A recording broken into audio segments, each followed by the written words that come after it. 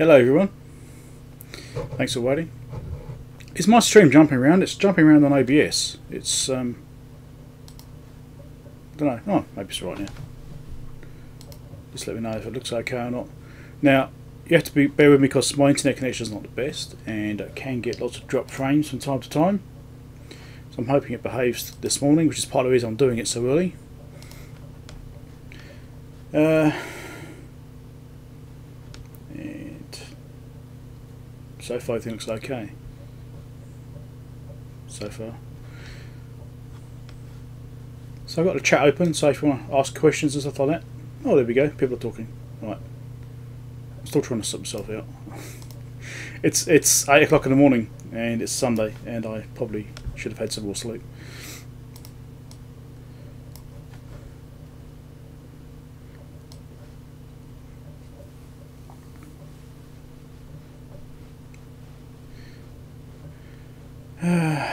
Yeah, so okay, all good. Looks like it's right. Let's pop that back in again. Hold on. Yeah, get myself sorted out. Too early. Okay, I think we're there.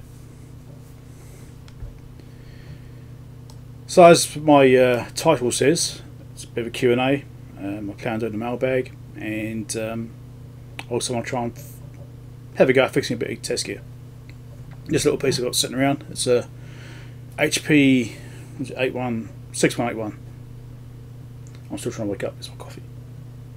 Danger Mouse mug, of course.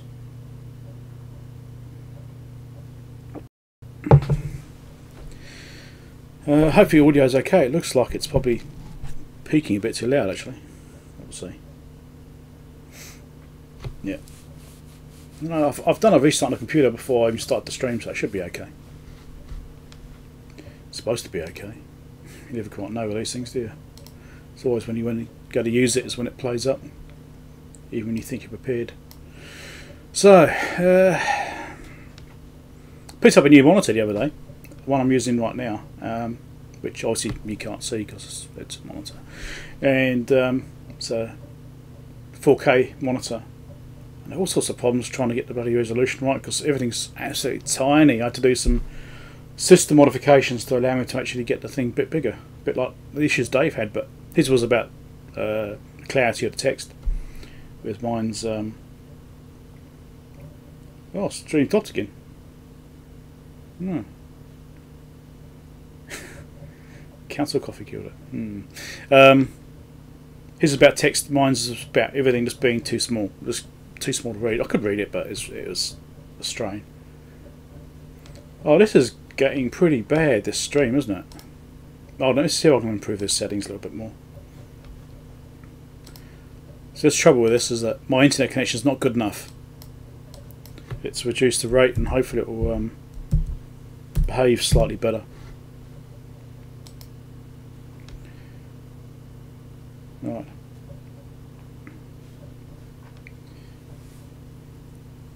£3 PM Saturday. Oh yeah, yep. Come on. It seems to have stopped dropping packets now, so it should be okay, I think.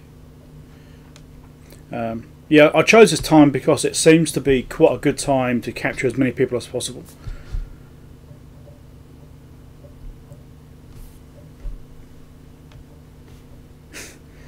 Oh dear. Oh, I'll let that go. So, a chat message just got held for a view because it had a swear word in it. I'll let it go. It's okay. Alright. Yeah, it seems to be holding at that rate. I'm only doing 1200 BPS, which is pretty slow for 720p, so it may not be the best quality. So what was I saying? Yeah, so I got this new monitor and it's actually really nice now. I've got it set up right. It's great because I can fit a lot more on the screen when I'm doing editing and stuff like that. I can fit a bigger timeline on and it just works a lot nicer. I did buy a big monitor the same size beginning of the year, but that would only do 1080p. It wouldn't actually scale any bigger.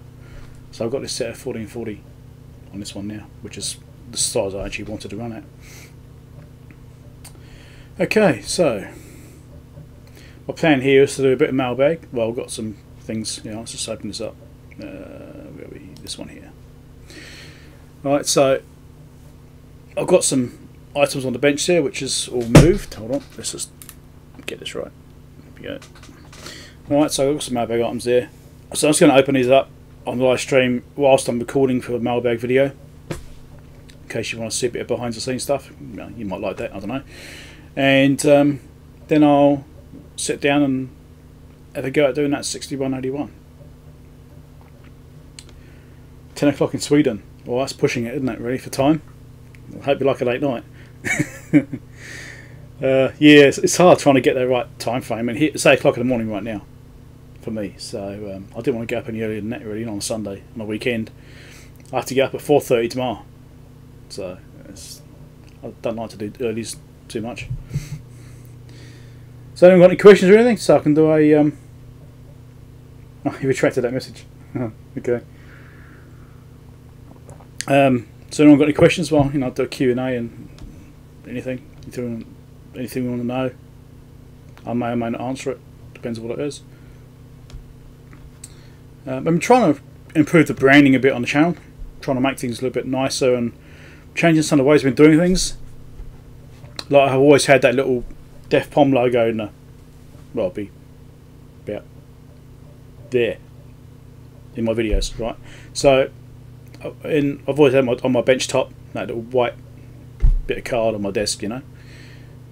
So I found, it occurred to me the other day that I'm trying to do shots to incorporate that logo being in the shot, and it means I'm not necessarily getting the best shots. So I'm not zooming in as far as I could be, that sort of thing. So I've done away with that, and what I've done now is, as you can see in this stream, I've got a little logo up in the top corner. So it's an overlay instead. So I'm doing that instead now. 4261. That's in a drawer. I fixed that. I think you missed that one. Hey Simon, how's it going? I didn't see you pop up there. 4261 is in a drawer, I think. Yeah. Oh, I fixed that one. I think you knew about that. It does work. Get that problem sorted out as a bad flip-flop, I see, which is causing a problem. It wasn't dividing down, multiplying or something like that. Yeah, it wasn't dividing down, so it wasn't actually calculating the pulses correctly or something like that. So it was all out of sync with itself. Most difficult repair I've undertaken. That'll be. Has it stopped again? Oh, that's okay. It's going again now. Must have had a bit of hiccup. That would be the Fluke 5200A, because I'm still doing it, and it's been months. Well, I've put it off for. I put it on the burner, side burner for there for a couple of months now. So you would have seen the videos. That's like 19-part series, and I'm going to have to do probably one more because it's not completely fixed yet. It's outputs a voltage, but the voltage is unstable below. I think it's about 200 hertz or something like that, because it's got variable frequencies on it. When you get below 200 hertz, it gets very unstable. But if you're looking at a scope, you can see the spikes in it, even at other voltages and other frequencies. So, so it's not completely fixed yet. It's see with the oscillator somewhere. I've got to track that down. I did do in the last live stream. I actually did a capacitor replacement on that board and retested it, and that didn't help. It was the tantalums I was replacing. I was thinking it was going to be that, but it wasn't. Okay. Well, stream seems to be going, but yeah. Okay, let's just see if I can tweak this a bit more. So YouTube still reckons it's a bit dodgy. Let's just see if I can. I'll drop it down slightly more. How's the video quality? Does the video quality look okay? Is it not like too blocky or anything like that? If it looks okay, I can drop it down quite a bit more. I'm just not quite sure, because it depends on the area that's moving and that sort of stuff. The more movement there is, the higher bit rate it needs. Yeah, I don't want this thing dropping out of time. So I've now got down to 1100 bps. But my internet connection is not the best. I might actually, for future ones, I've got an alternative system I can use. I've got a 4G wireless broadband in my motorhome, which this computer can just reach if I turn it on. because it's all mains powered and stuff like that in the bus there. It's all solar panel, solar power system.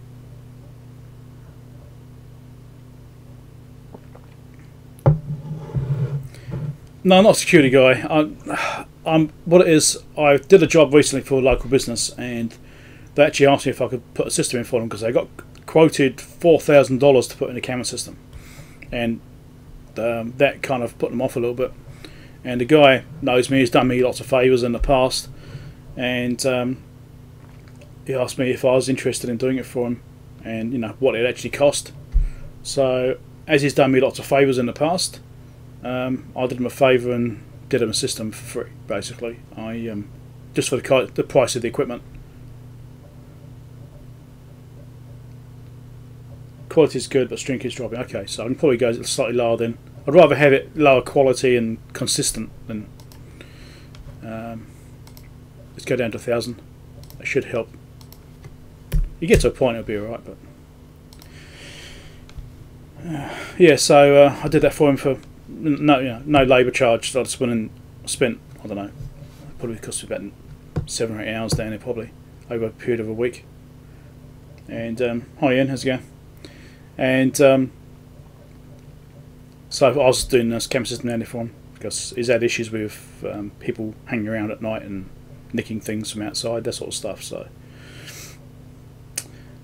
I wanted to help him out with that. So he was happy. I did it for $1,600. That's an IP camera system, 4 megapixel cameras. So he was happy. Audio recording, that sort of stuff. So and some of the other cameras are for me because my analog system actually died. I've got it sitting here on the floor actually. And this is it here, this old unit here. I've had this for quite a while, probably about 6 years or so. I think I've had that one. And it died. Something's got wrong with the controller or something. It just dead. It turns on, no screen picture, no camera activity. You know, it just doesn't even beep or anything to boot up. So something's gone seriously wrong with it.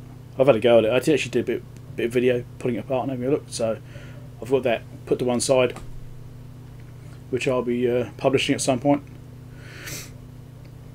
Wasn't particularly exciting, just me putting it apart and just having a bit of a look around the circuitry really and doing a couple of tests to see if I could identify what was wrong, and I couldn't. So I've upgraded now to an IP camera system, and that's why you've seen all these IP cameras.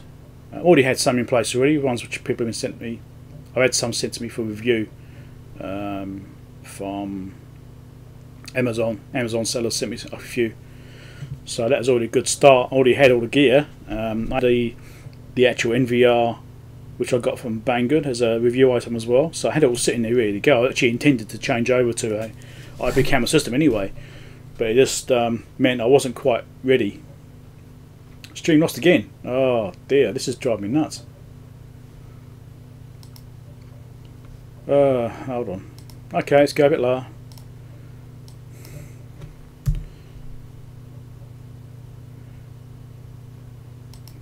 Yeah. Hold on a second.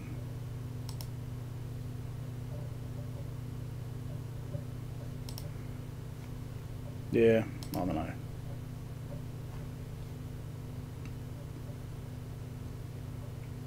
Is it going now? It seems to be going. Yeah, this is a pain in the ass, isn't it? This stream bloody dropping in and out like that. I'm actually tempted to go and try turning on the Wi-Fi on the motorhome and see if I can get it from here, where it's parked at the moment. Stream is dead.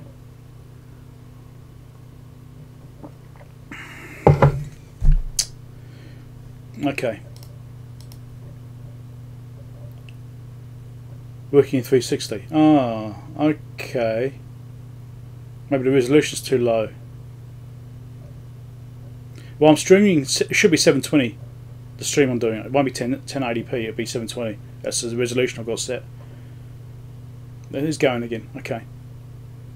I'm tempted to go out to the motorhome and turn the Wi-Fi on that and try and link through Wi-Fi and see if it runs any better.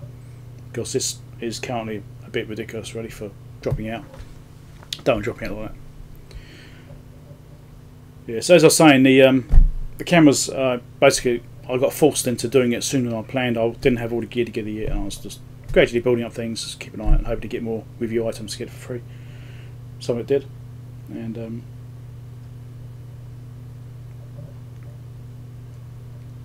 Ycam. No, I haven't heard of him.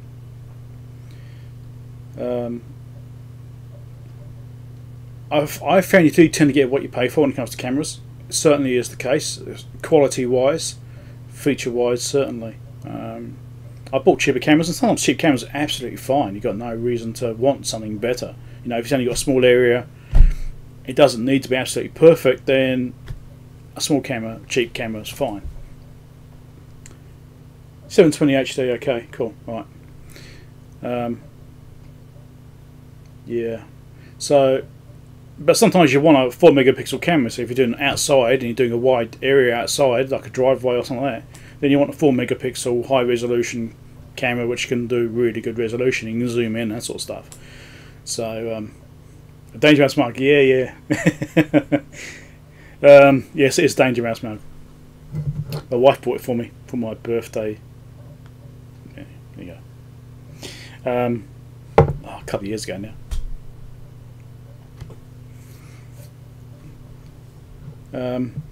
So I think what I've been seeing is like a good price range is around 150 US or so. That seems to be a good quality camera. You know, getting the nice all metal construction, the well designed, that kind of stuff. So, like in dome camera range at least. From that sort of point upwards is where you get good ones. Below that, not so much. You probably get features which aren't there and that sort of stuff. Right, stream seems to be holding now. We'll see how that goes for the time being. Any other questions? Apart from the mug and cameras. I suppose I'll give you a bit of an update on things, won't I? My the flood damage to come and do the flooring, and then it's fixed. Things can start getting back to normal finally. If you go back and look at on the 5th of January, you'll see my videos there. I've actually got a live stream which I've recorded, and from a distance away showing the sea coming in. Offline again.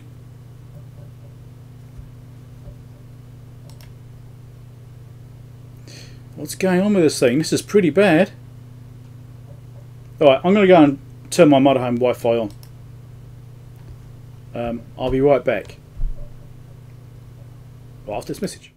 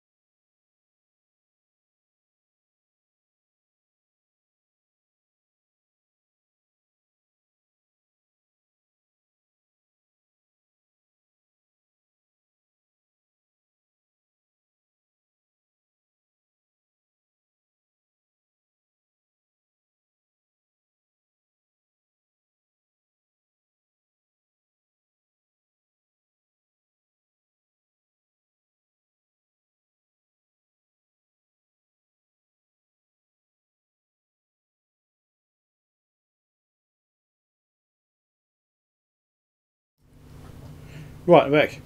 Hopefully it should come right now.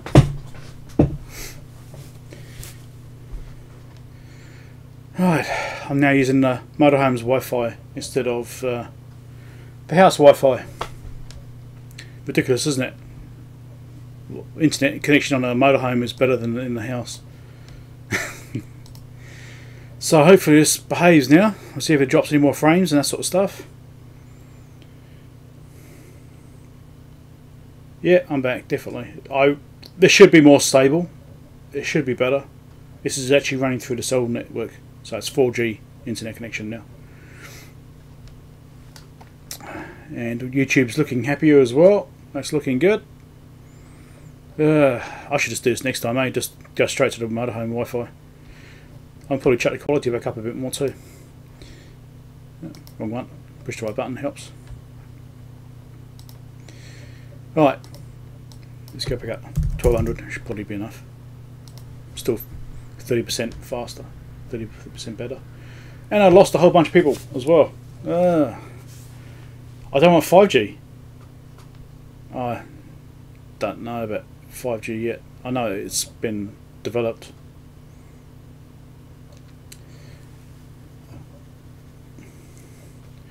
Wife's got family in North Island. I've always fancied a trip over.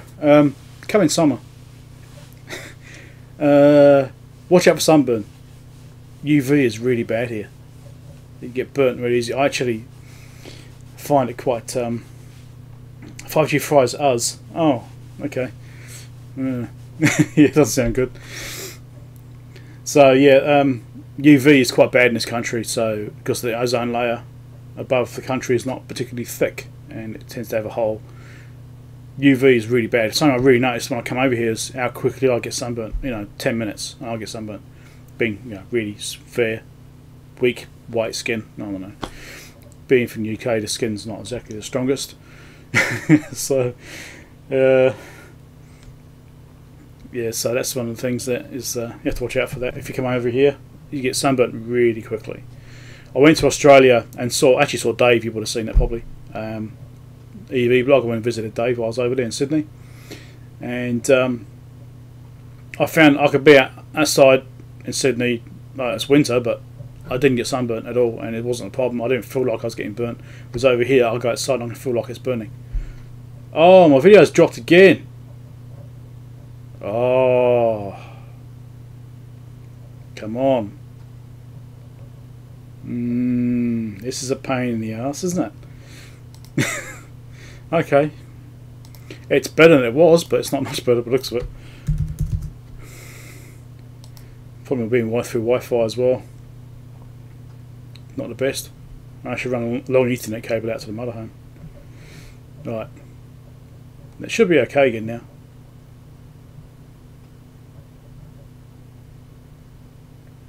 Okay, yeah, it's got a bit of a lag. It's got a natural delay on YouTube anyway, so what I see the chat and then you'll see my response sort of 15-20 seconds later, something like that. It's a bit of a lag like that. That's the way it works.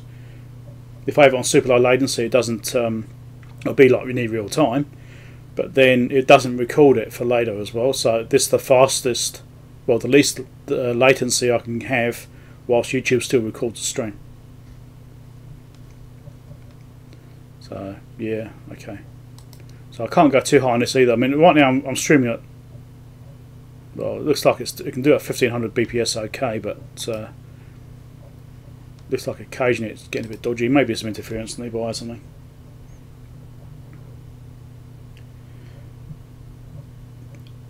When can you watch me adjust the delay on a Tetronic 500 crate? Don't know what that is.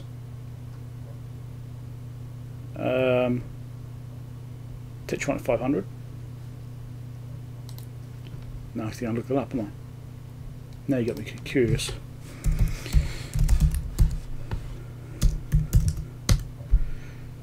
What's this going to find? Oh, wow, that's an ancient bit of gear in it. Yeah, I'm never going to have one of them. That's not the sort of thing I'd actually pick up. Yeah, I don't go anywhere near anything valve stuff really, pretty much. Bloody nigh impossible, is it? Yeah. I imagine. That's right, so it's got a big bloody coil in there, isn't it? That's right. Yeah, but that's not the sort of gear I'd actually work on. I don't do valve stuff pretty much. I mean, I've got a couple of bits, I think. 1 or 2 bits of valve gear. Not much. I'll show you actually. What have I got?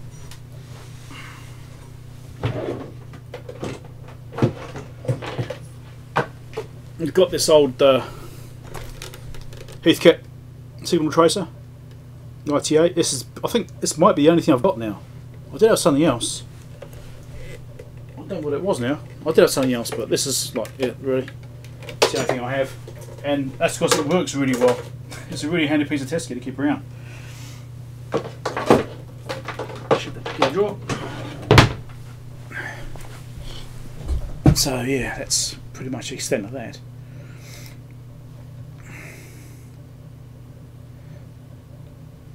Bastard, yeah. Some of these things were based on patience, I think, and oh, okay, 82. So back then it would have been a lot more common, yeah. Yeah. Alright, so should we do something a bit more, I don't know, intriguing, I guess. I don't know, intriguing. So I've got the mailbag stuff sitting there. Let's get this fired up. So we'll open these up. Now one of these is a package from someone which actually watches the channel. It's the first ever package from a viewer. It's a bit of a gift. So from a guy called Dave, ironically. Not Dave Jones, it's a different Dave.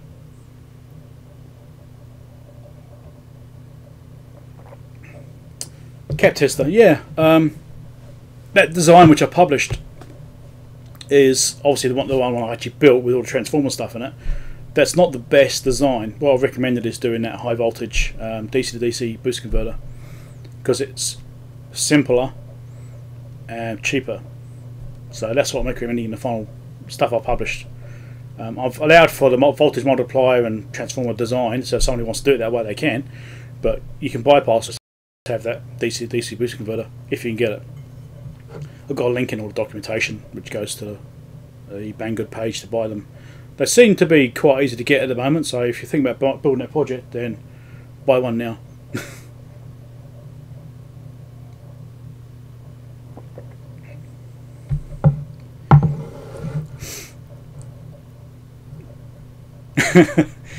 Modern oscilloscope, yeah, they're kind of different now. Big chip does it all. Yeah, incredible. Even my old Tetronics, I've got somewhere around here a 2432A, which you would have seen in my older videos sitting on the shelf. 300 megahertz scope. It still works. I've just got it put to one side because I don't tend to use it very often, only for basically sampling RF and feeding it back out to a frequency counter. That's all I was using it for, really. But the circuit board is full of chips. It's incredible. You know, the complexity inside those things. None of those are so expensive when they're made.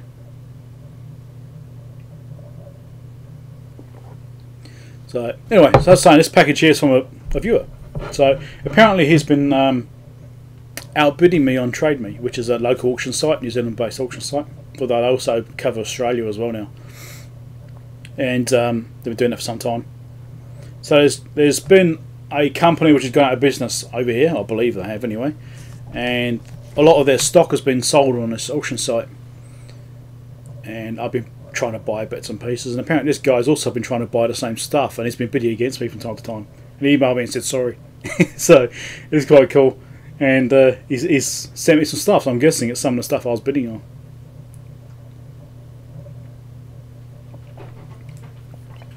Tetronics, yeah.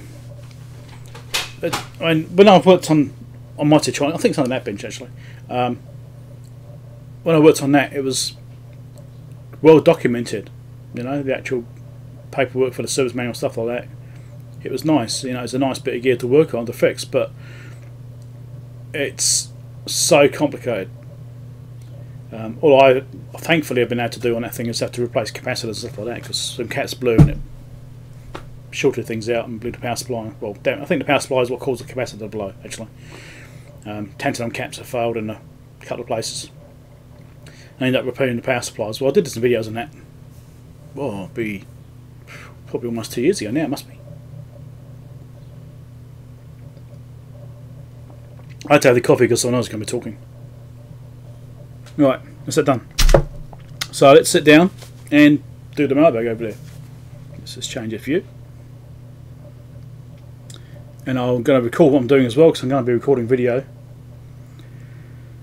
So let's just get wide top view of the desk. Right. Stream seems to be behaving now. Let's hope it stays that way. So I'm going to get myself set up for recording. This requires a lot more lights, and the webcam I'm using here doesn't necessarily like bright light.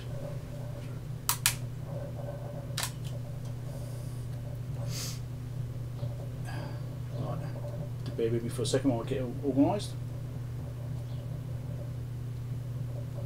I had my camera all moved yesterday because I was did some other video on the outside of the room there. Did a modification to my 3D printer yesterday on the electronics to improve the print quality, and it actually seems to work quite well.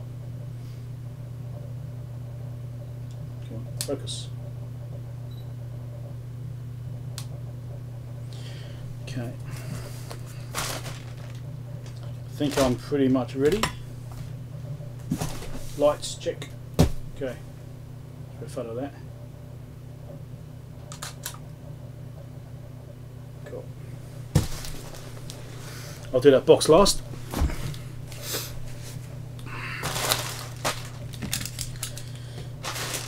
Actually, I'll open this second.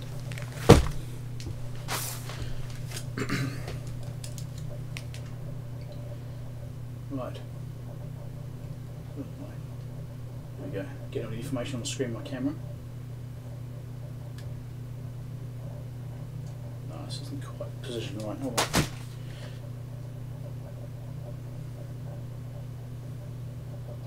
I did it all absolutely perfect, and I moved it all to do the other video outside the room. So I was doing some print testing. I actually did a video of the 3D printer running for about an hour. So I'll be shoving it up probably middle of next week. I think I'll be planning to do that. Okay, let's record the video. Right, it's Mailbag on. Let's see what's in here.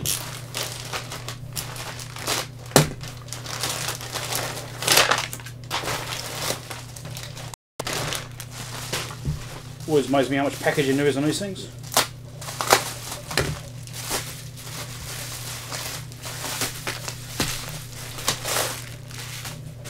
And all that just for 2 capacitors. What are they?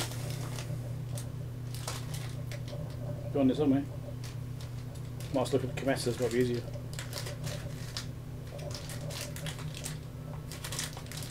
Come on, let's take it around. Looks like it's more than 1000 VS. It's easier, isn't it? Yeah, another 1000 UF, 25 volt. Nothing particularly exciting about that.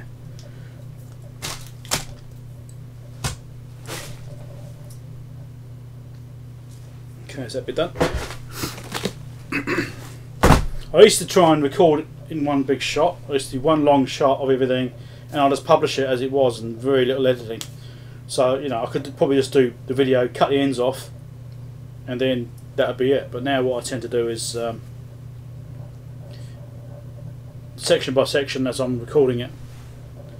Oh, my stream's playing up again. Oh. Hold on, let's drop this down some more. Maybe didn't like all the movement.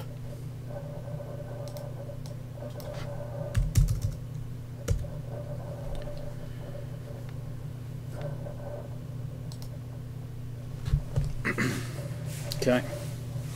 Hopefully it behaves slightly better. I'm actually getting too hot now, so I'm going to jump off.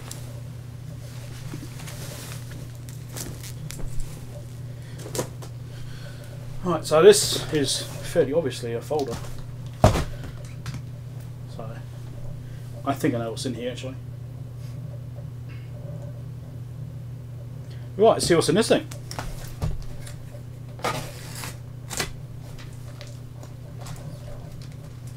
Smash the items inside. Nice tape they used on it actually.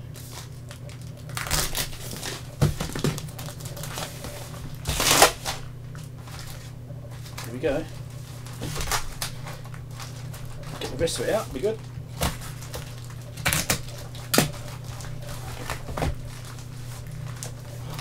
Just that last little bit. There we go.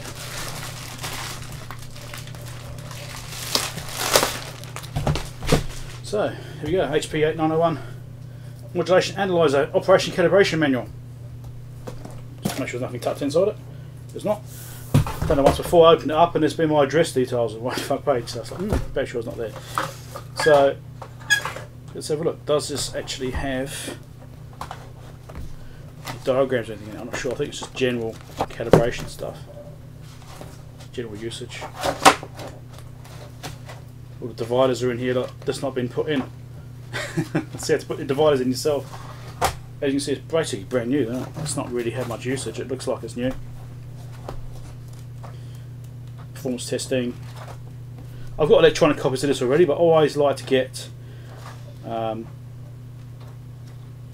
actual physical manuals as well. This is mint condition pretty much. This is perfect. Looks like this has never been used really. It's pretty cool.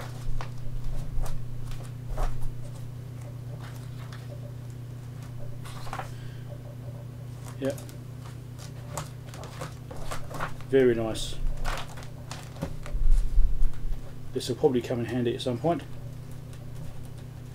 the very least, understanding how to use the thing, because I don't currently know. Now,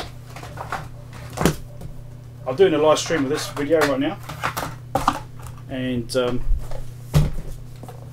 people doing the live stream wouldn't actually know I've got this yet, because I haven't published the videos on this unit yet. So, because my videos are a little bit farther behind than the live stream stuff. Right.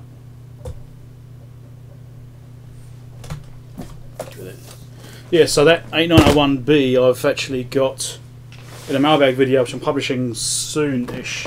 I'm about a month behind on my Mailbag videos. Again, I'm not quite sure how I keep getting so far behind.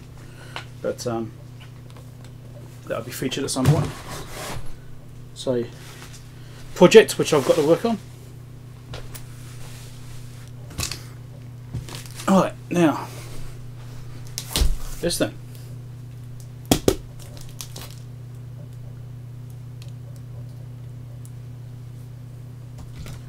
Too high.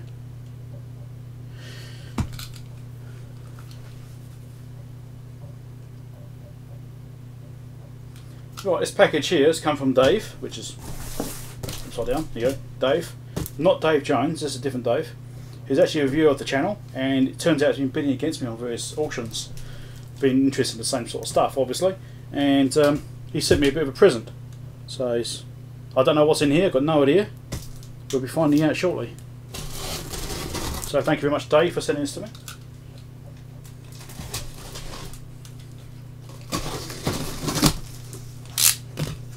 Oh, looks like there's a note.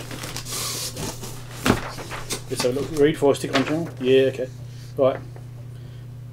Little note to me, so let's read this.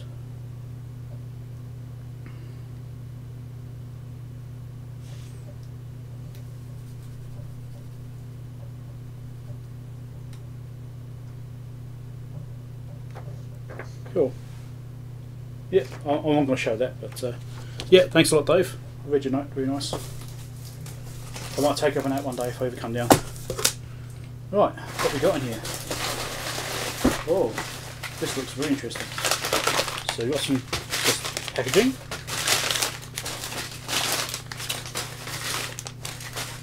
A couple of things wrapped up, so one chicken every piece. Oh, look at that. Very nice. Awesome. What's in here? Wow, size of that. This could come in handy, definitely. 1000 microfarad 350 volt. Very nice with a drain resistor already mounted on it. I'm sure a piece of gear one day if we use these. apparently enjoys the Mailbag video, so he's going to enjoy this one, I'm guessing. And there's another one. A Sprague cap. 10,000 UF 75 volt. Again, this sort of thing, which I think I actually had this value before in a piece of test gear. Yeah, so these are caps I'm likely to use. That's my side. So, packet of Mentis. Oh, very nice. Thank you very much, Dave. That's great. I like Mentis. More caps. 350 volt, 100 UF. Again, these are values which are likely to use. These have obviously been pulled, but I'm going to test those and I expect they're probably okay. But if you get a situation where you need caps and you haven't got them, then used ones are better, because sometimes used ones are absolutely fine if they're not too old. A bunch of diodes. Oh, what are these ones? 1 in 400 something? 4007s? Yep, so standard power, like use these for various power functions like bridge rectifiers, that sort of thing. 4007, can't remember which voltage rating those are. I think they're, I don't know, I have to look it up, but yeah, that's something I would definitely use too.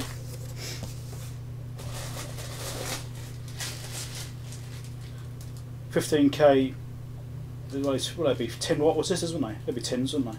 10 watt resistors, 15 kilo ohms. What's in there, about 20 of them? Maybe a bit more than that. Awesome. Those will definitely come in handy too. Everything always comes in handy eventually. Oh, a couple of massive diodes. Very nice. 40HFR40. Not familiar what those are offhand, but yeah, those would be nice beefy diodes. Not quite sure what they would be rated at, but they'd be quite a lot.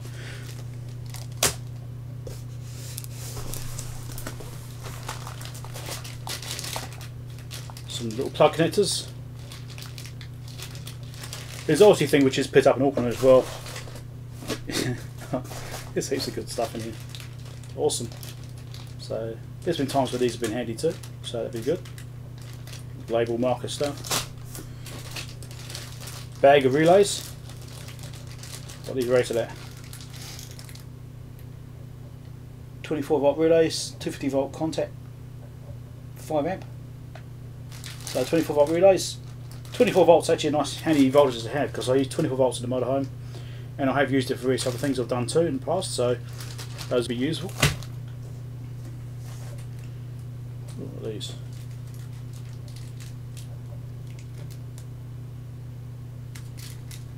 So 2SC 106D, not quite sure what those are. I have to look those up.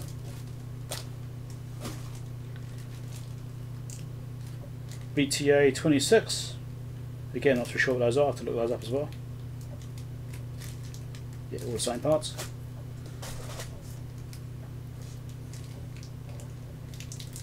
What's this? 2N2646.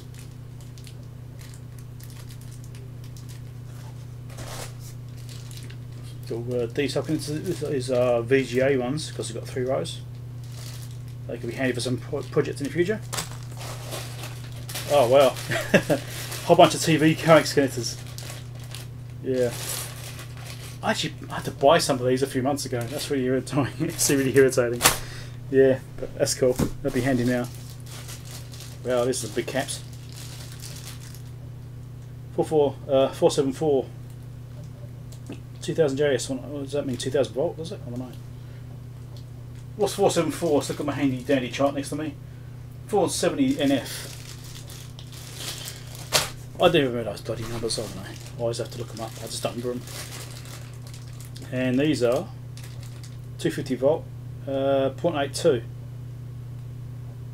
plus or minus 10%, so 554. That'd be 550 NF, but I think that's right. It's got 0.82 there as well, so I think it's 0.82 something. Be 82 NF, would it be? Could it be that? I don't know. I'll have to figure it out. I'll probably measure it. And there's some. Oh, yeah, there's the mating parts for those other ones. So we'll put those in here somewhere. Here we go. So that's the mating connector for those. So yep, great. So we make interconnector. Ooh, these are interesting looking devices. Oh right, these are infrared sensors.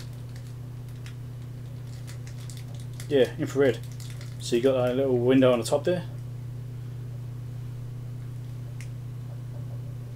The camera's going to pick this up because of my focusing range is not the best. Yeah, I'll zoom in.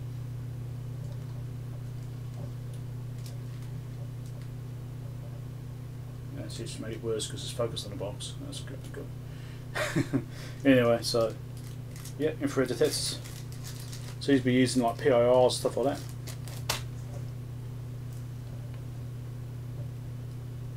Just going to refocus my camera.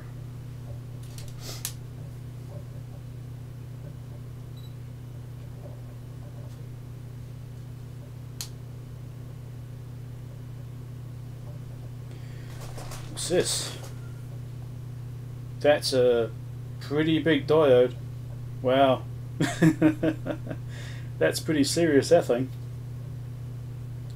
ST330S12P 9403 Italy, so that's the third week of 1994, I'm guessing. That is a serious diode. Wow. I wonder what that's out of.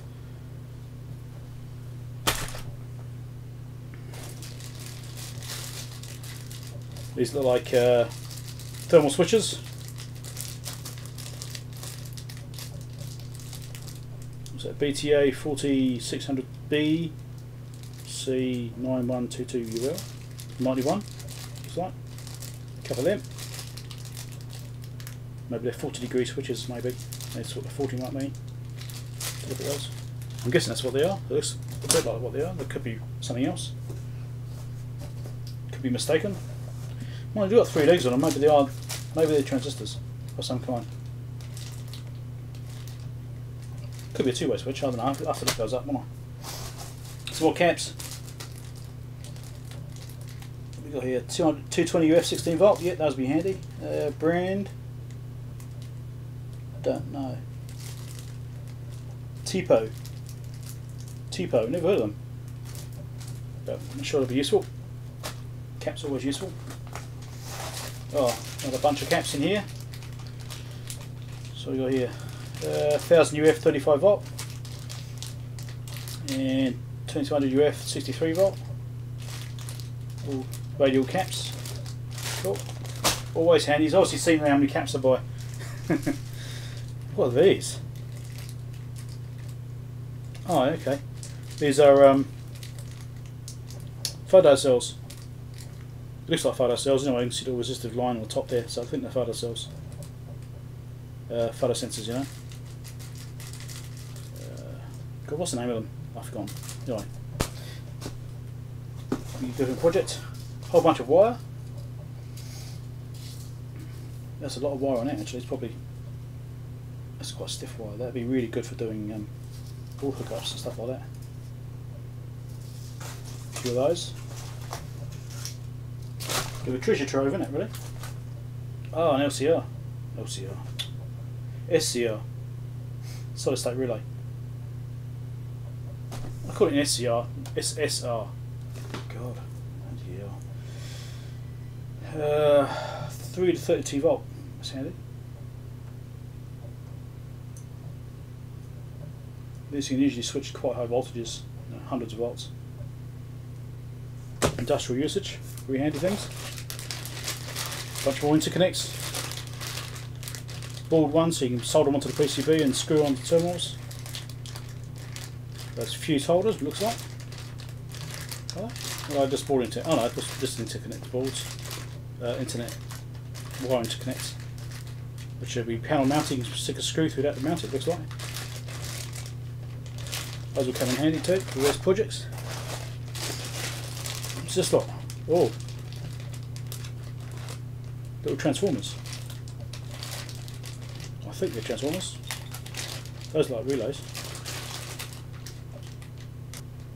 Clacton on Sea. Oh, Pickering Engineering, Clacton on Sea. I've been to Clacton on Sea. Awesome. Let's look into those. Those look like transformers and these look like relays. How's the stream going? Oh, struggling.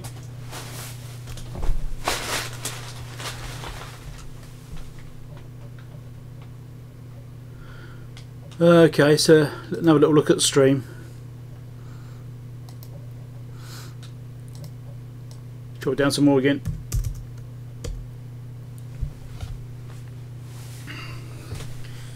Right, I've also got in here some LED indicators. What are these rated for? 24 volt LED, so there's also built-in resistor in there. Those are also very handy. Oh, look at those. Some ferrites, although may not survive too well, but they'll be handy. You know, you wrap wire around them, that sort of stuff. Use them for chokes. Some LEDs with flat ends on, so good for panel indicators. Get a nice solid dot that way. Some little preset pots. 5K. 5K is a good value. I use a lot now. Some other panel indicators, probably 24 volt. Yep, they are. Also good for projects. Whole bunch more screw terminals. PC mount ones. Obviously these have been rescued from something. You can see they've been soldered previously, but that's nothing wrong with that. Nothing wrong with those. Nothing at all wrong. It's given me a whole bunch of these little cases. Parts cases. Very handy these are.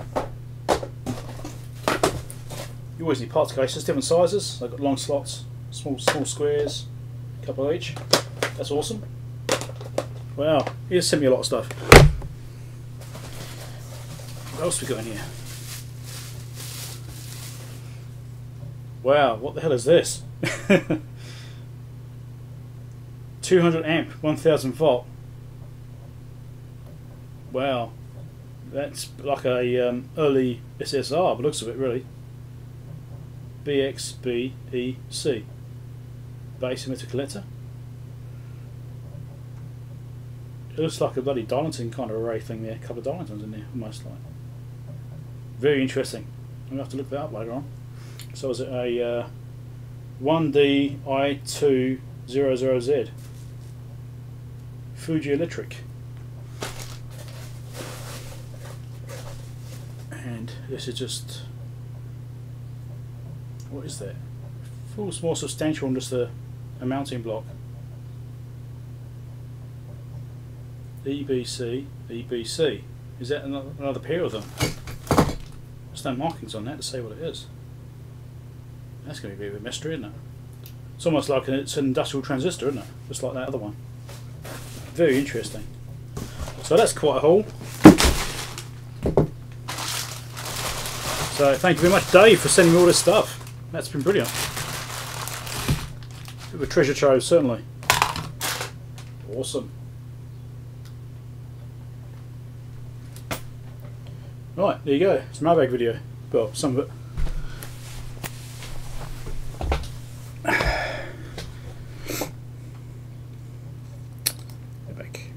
Yes, there's a lot of stuff, wasn't it? That's very nice of Dave to send me all that stuff. That's awesome. Yeah, stream things are a pain in the ass. If I just had a really good internet connection, I'd be really happy. You know, that's probably my biggest bane, is not having a decent internet connection. That's so first world. So first world. Right, so I need to make some space on my desk again now. I've got this stuff everywhere. It is a nice haul. There's all sorts of interesting bits of gear in there. So that's a lot more than I was expecting. I was expecting a few bits and pieces. You know, it's like, oh, okay, cool.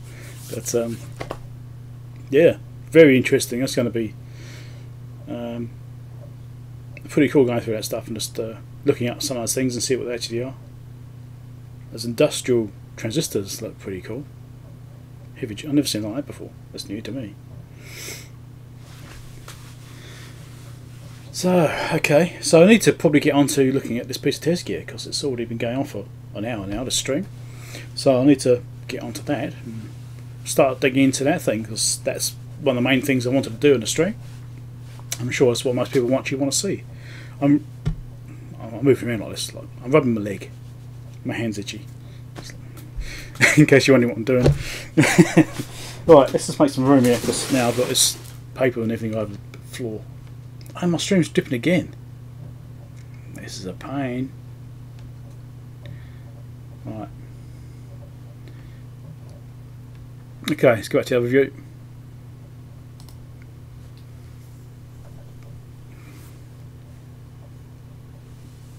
No, I'm not a ham operator. I have only been a CB operator. I haven't talked on CB for many years. The only thing I do is fixing things, pretty much now. Fix, modify, repair. Fix, repair, same thing. Yeah, YouTube reckons the stream's playing up again now, so yeah. Right, let's get some space.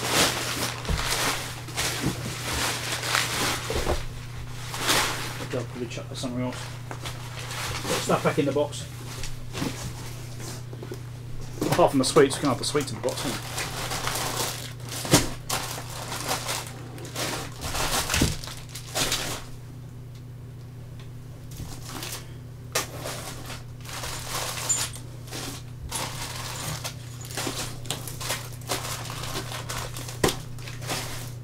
Yeah, lots of interesting things in here. That's really cool. All sorts of things I'm definitely going to end up using. No doubt about that.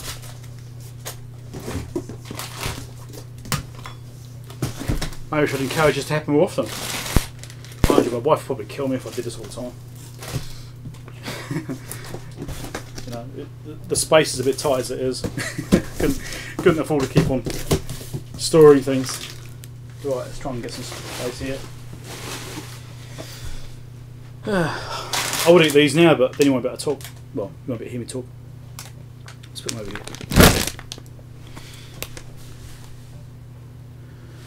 My CB handle back in the day, I had a few. What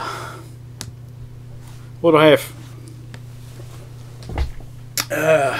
God. The regulator was one of them. Yeah, that's probably the last one I used. Hoverman. The Hoverman was one of the other ones I had. I had a little hovercraft as a kid, and as an inspiration, I suppose. I was a early teen, so when I first started on CB, I had the Hoverman. It was a bit dumb, really, but yeah, regulator was the last one I had, because it was based on the fact I seem to have a lot of radios come to me with the MB3756 voltage regulator / switch IC failed. The old President Grant, is it?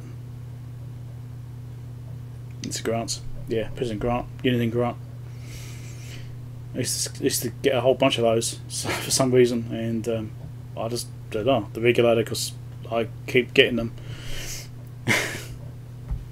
Right. Yeah, so my extent of CB, but now is pretty much just repairing the things and modifying them to New Zealand channels or Australian channels, because they're also legal here. You can actually, New Zealand's got 2 bands you can use for CB, 26330 to the 26770 and 26965 through the 27405 are the 2 ranges which are actually allowed in this country. So we can actually get American radios and use them as they are, but New Zealand channels are officially the 26330 to 26770. Right, let's get this bit of gear up. This is what I'm planning on playing around with.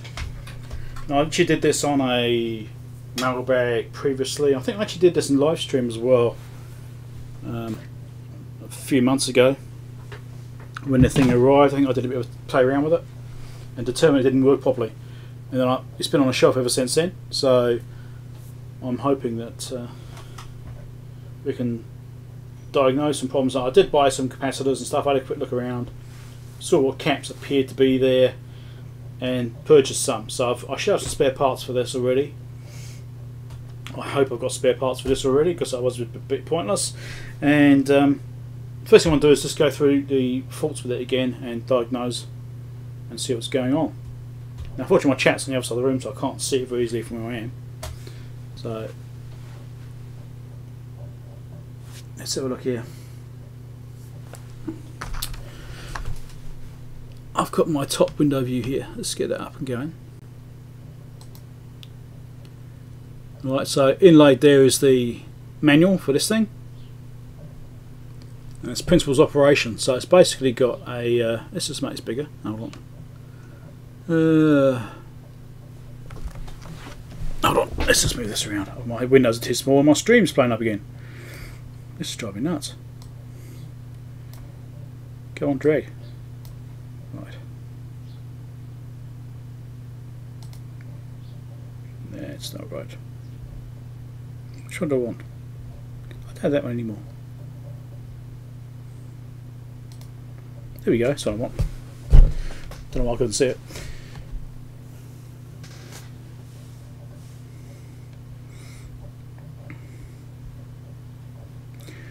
So this is the overview of how it works. So you've got a power supply as you expect. It's got a reference power supply which outputs all these different voltages here. It's got a voltage doubler. In this case it's got a voltage doubler. There's two versions of the unit.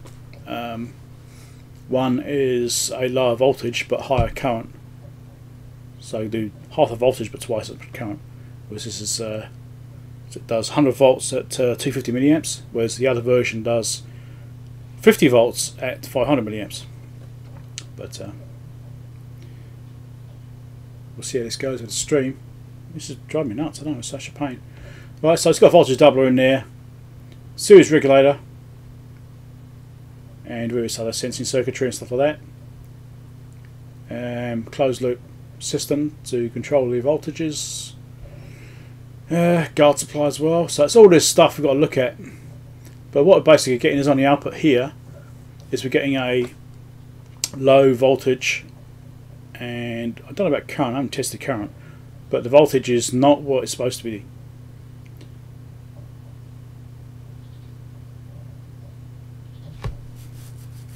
Oh, okay. Used to import CB gear. We may well have touched the same radios, Ian.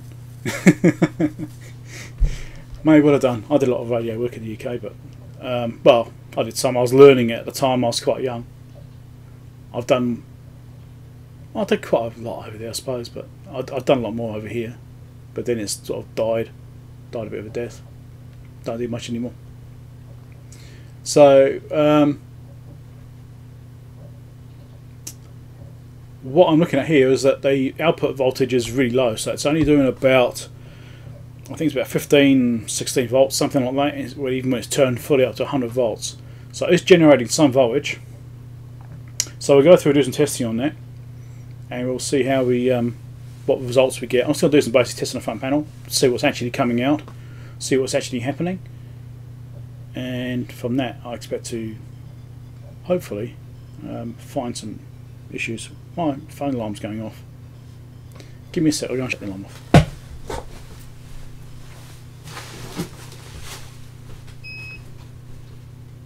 No, maybe it wasn't my phone, maybe it's somebody else's phone.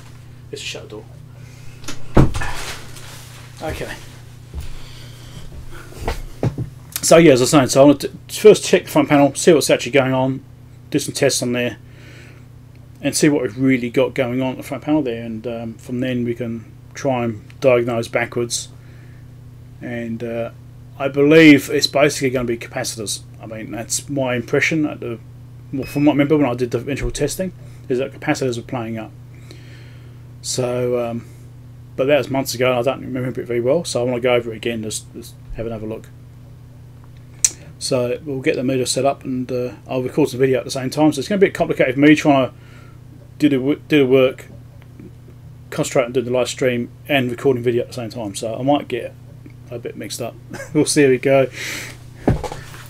Okay.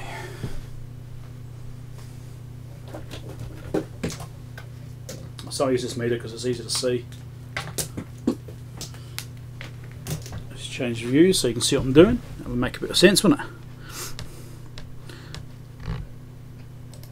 Is that view going to work for you? Yeah, probably will, won't it?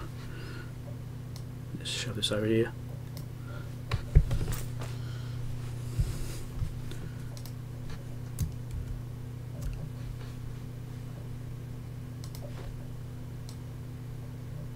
There you go. You can study it at the same time if you like.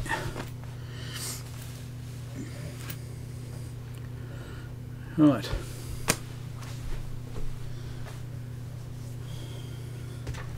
Let's get this thing plugged in.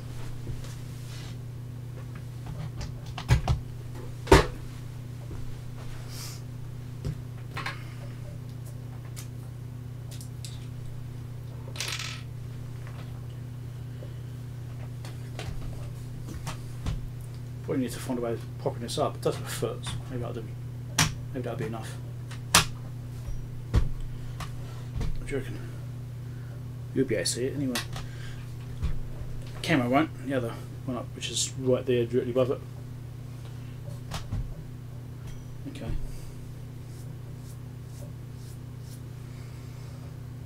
Trying to concentrate on two cameras at once. This is complicated. Okay. Start recording. Right, so this is a HP6181B DC current source, which I picked up a little while ago, and I did do a little bit of video on it at the time. It doesn't work properly, so it's supposed to go up to 100 volts at 250 milliamps, and it's just not doing it. So if I turn the thing on,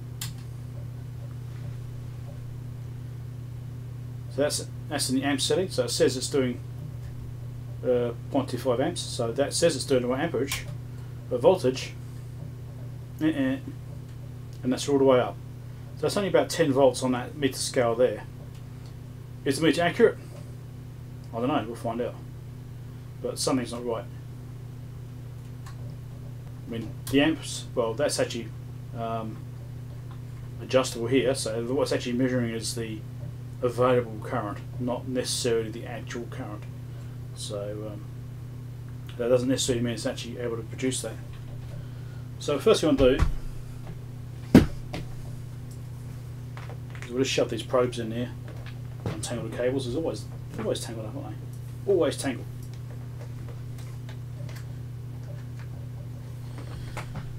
Right. And we'll see what voltage you actually get out of it first. Now, can you see that on screen as well? I'm currently doing a live video stream of this, testing at the same time, so I'm trying to get it captured on two cameras at once, which is a little bit trickier than you expect. There you go, that's viewable on both, great.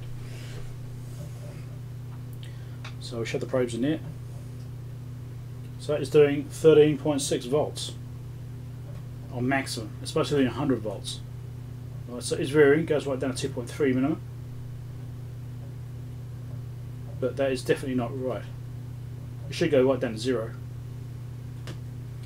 And the meter on the front panel is showing 0.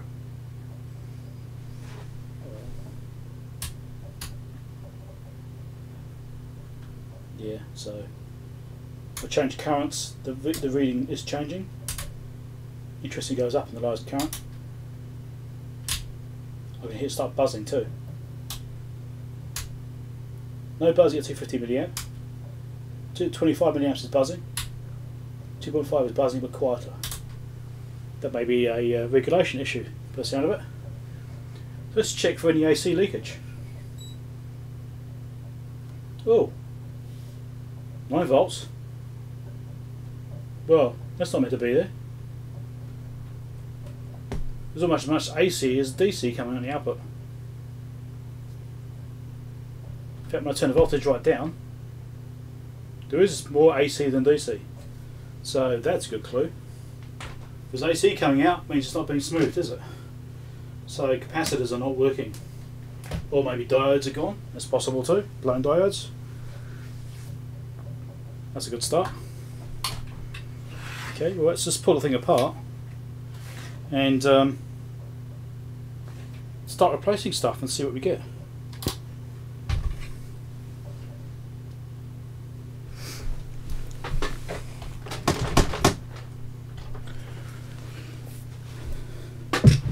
only thing I've got to watch out for now is charged up capacitors, because obviously now it's all been on and all live. I've done that myself, mind you. I think the caps are probably knackered anyway.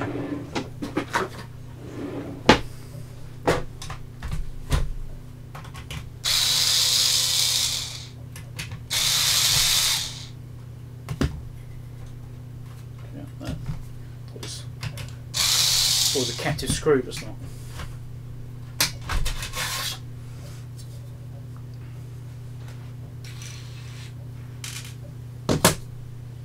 So there's the inside of it.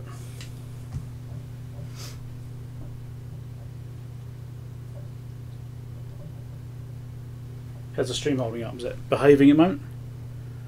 No, is it at the moment at least? Okay.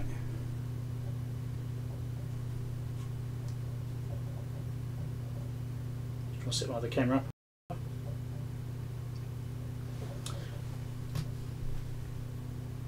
Right, so there's the inside of the unit. So it's got some big storage caps just here. There's a few other smaller ones around, all spiral caps. I've purchased caps already to put in here, so hopefully I've got all the parts I need. I may or may not have all the parts because it's a little while ago and I may have used them on something else. So it's 5 UF 150 volt. Let's set one here, I can't see what that is. Some of these I can't actually get them very easily. 68 UF 15 volt, can't see what that one is. And these are some big bastards right here. So last time I actually pulled this board here out and had a look.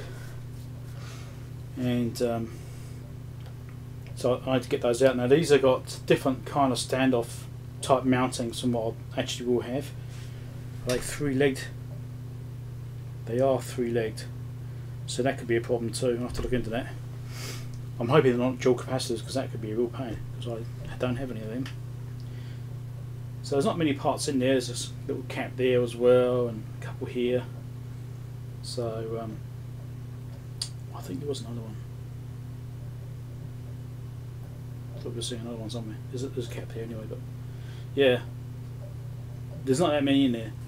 And from the basic testing I remember doing on it, things seem kind of okay, but the fact there's AC coming right through it means there's a good chance that these big caps are no good. So that's what I'm going to start, is looking at those first, and we'll go from there. So I'll replace those, retest it, see if anything's changed, and then look at these ones, which could be a bit interesting getting them out. I don't know, it might be alright. As long as the wire length's long enough, I'll move the board around and it could be okay. The thing is, it's got this socket on the back which will have to come out with it, just like it will. Just comes out as one unit, looks like it. Now when I did this before, these screws were really tight, so I actually had trouble undoing them, but it should be okay now. I've actually had a go at it before.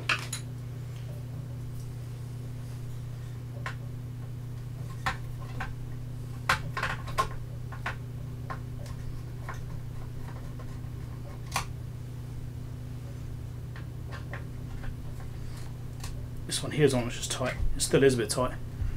Must be some corrosion or something in there.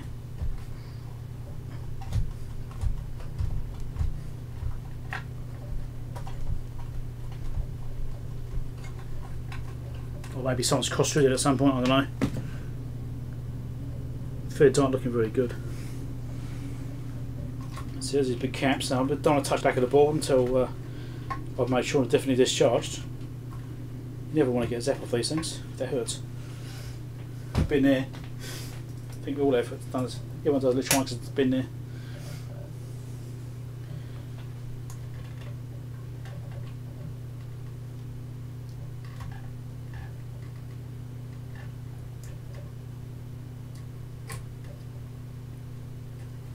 It's looking kind of okay.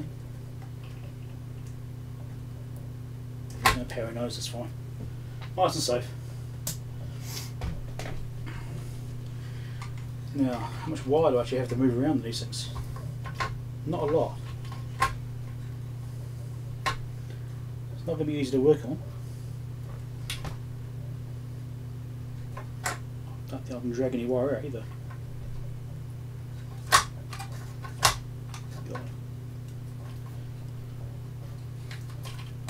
Here we go. That should give me enough to work on it. So that's what I've got to deal with, is 3 terminals. Now the thing with these 3 terminal caps is I never quite know what I'm dealing with.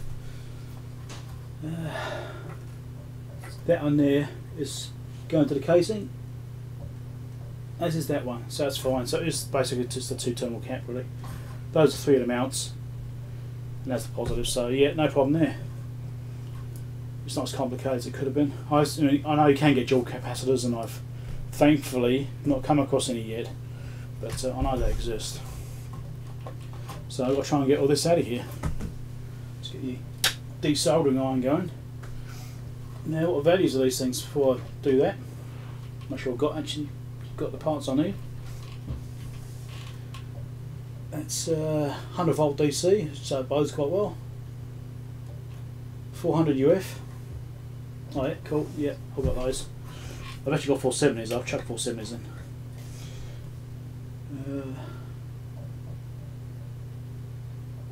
I think that's supposed to be 400. Looks like it's missing 0. It says 4 space 0 UF. I think it's supposed to be 400 as well. It's badly printed. And so is that one there. Just see a slight indentation of the 0. So those are all 400 UF. So let's see what I've got here. I've got these ones, and I also got a big box of them. That's only 50 volts, so okay, not those. I did a mailbag.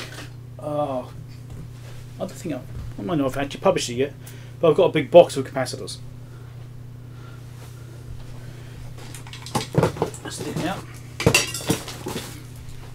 Just here. So I've got a few. Just like that. So I've got a few caps to use.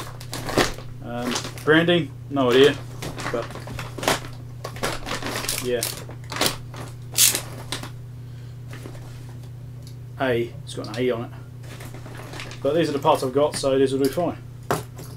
There's a 470 UF 100 volts, so they're slightly higher capacity than the ones that are in there, but that's probably not a problem. They are probably specified at that value because of the physical space they had to fit into. So I'll just use these, they'll be fine.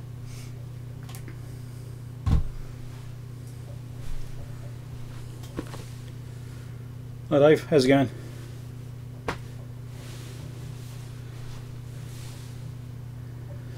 Dave, you missed it.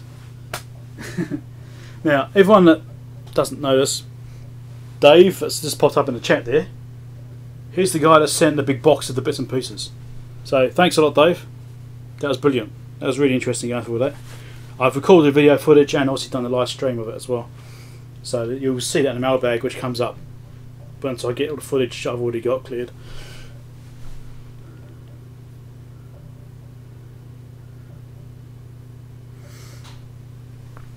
So yes, Dave Bassett there is the Dave which sent me the gear in that box. All the interesting bits and pieces and oh, the Mentis. Mustn't forget the Mentis. And I'm still recording video for this. Oh dear, let's just pause that. So yeah, I've got a few of these caps. Those are one of the auction purchases which Dave was probably trying to bid against me at. I'm not sure. It'd be funny actually. Were you bidding against it? I can't say. Were you bidding against me on that one, Dave? I'm not sure.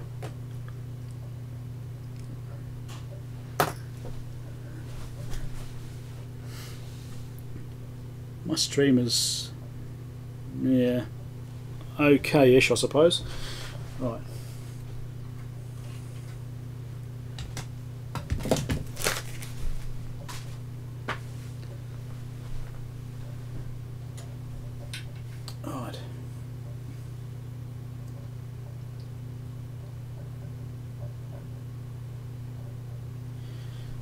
Let's just get these capacitors out of here. This bit, unfortunately, is going to be a bit noisy because that's just the way this thing is. Sounds like it might be blocked actually. So here we go.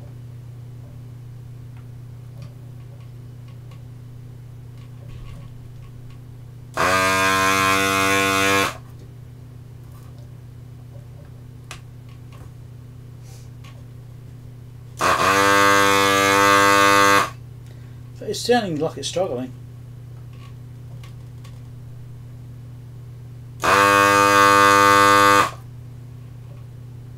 This has got a big pin on that one, so it's going to be hard to get out.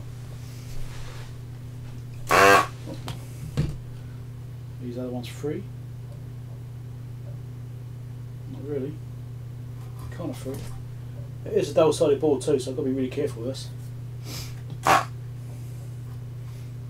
Let's make sure these are definitely out.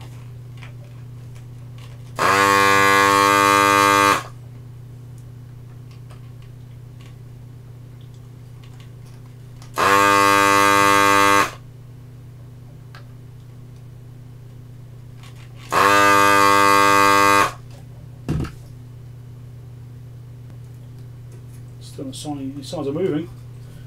I might have to cut these legs off and get them off that way. So here we go.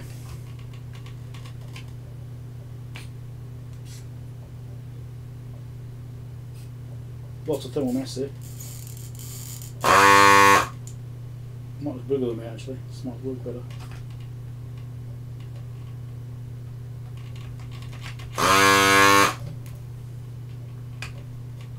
Sometimes you have to just wiggle the things out. Is that one through now? No, because it's double sided, it's sticking on the top edge.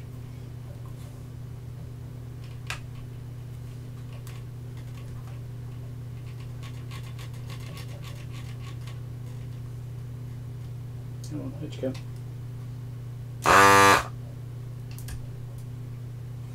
No, this isn't going to cooperate. Let's do it the easy way. This is going to take far too long. I'm not going to be reusing these caps, these are going. So let's do this the easy way.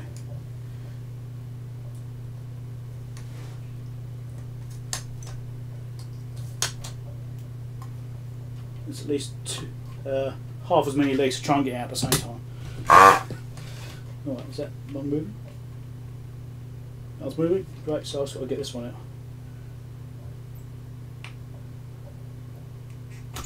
Go. That was a bit easy, wasn't it?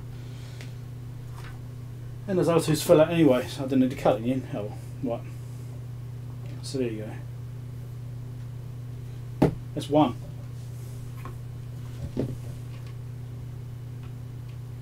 So I'll get these ones out more successfully. We'll see how we go.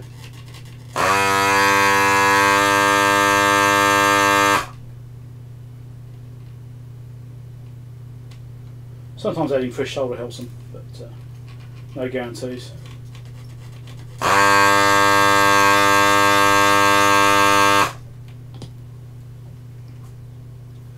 if I can wiggle this around a bit.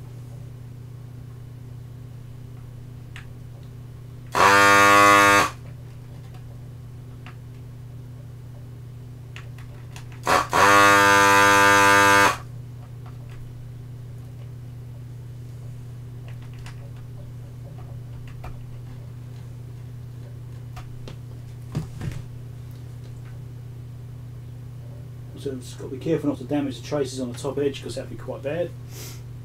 Now because they've got these, this one's okay, but I think the other ones have got traces which go from that side to that side, I think. No, it doesn't, that one doesn't. Sometimes I've seen that we got the trace, we go to one side of the cap and then come out the other side, and it uses the shielding on the cap in order to transfer the ground, you know, plane or whatever it will be. And you have to make sure that any times you get that, you put links back in again.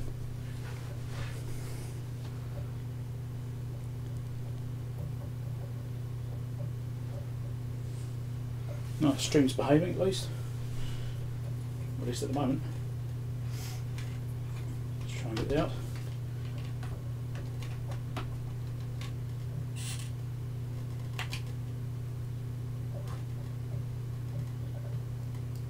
Come on, melt.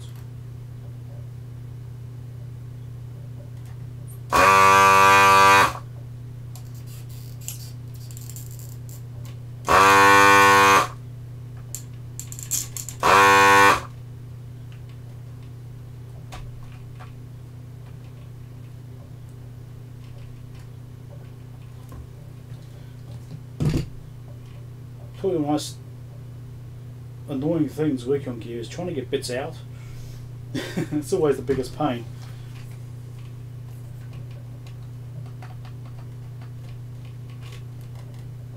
Come on.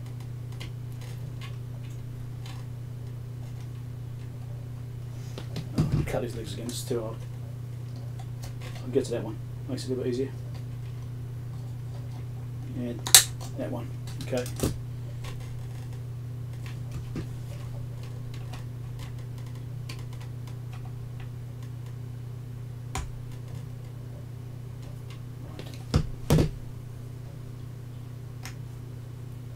Number 2 out.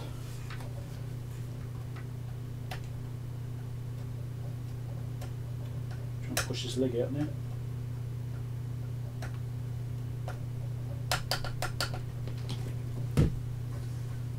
Of course, it's going to be awkward and sitting there, isn't it?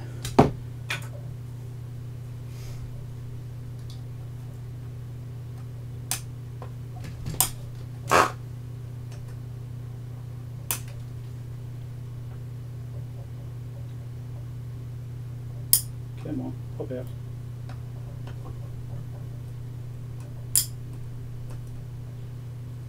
There we go. Right. There's that one. It's about being a pain in the arse.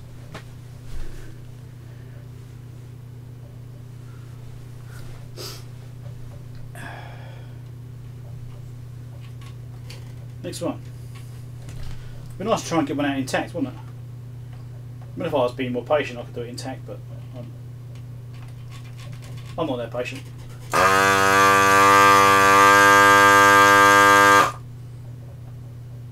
This is probably one of the best things I've purchased, actually, as far as tools. I delayed getting one for ages, years and years. I just delayed getting one. Preferring to use a hand sucker instead, but yeah. Once I got one, I thought, oh, why didn't I do this earlier?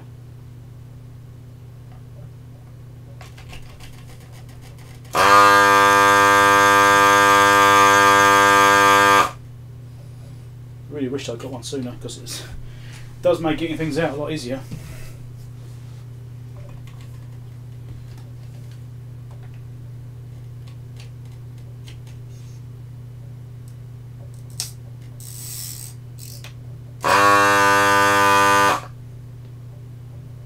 It's almost out already. This one's behaving. There we go. That's how it should have come out. Right.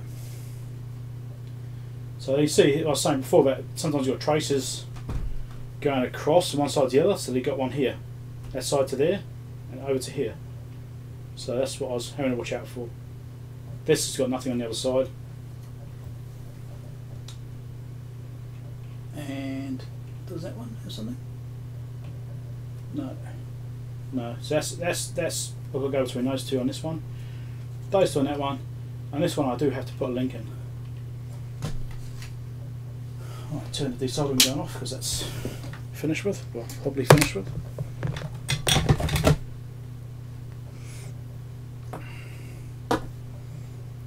Shall I test his caps and see what they actually come out as? Where's my tester? Just out of curiosity.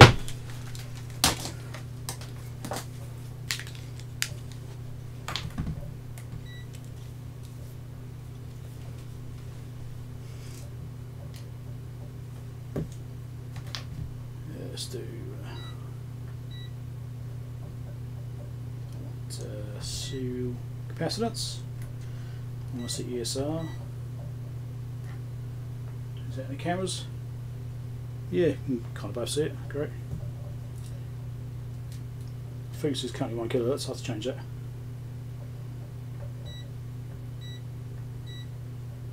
Being quite big caps, it's 200 Hz.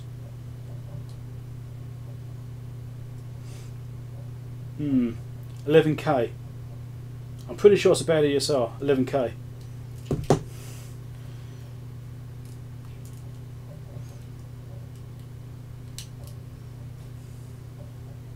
That one's still okay.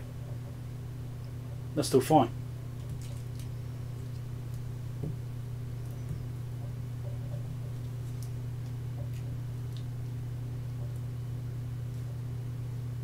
so is that one. So those two caps are probably reusable or something if I really have to get desperate, but that one's definitely had it. I always like to try and identify a problem. You know, if I actually find something which is wrong, then at least I know I've actually resolved something.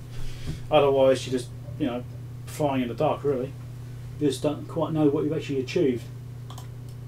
So, whack this in here. Get my other iron turned on.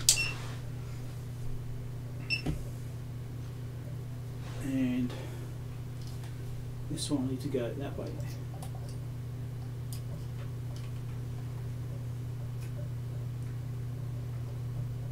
Now, I actually always like to try and find a fault. You know, I don't want to replace parts and then go, oh, did I find something or not?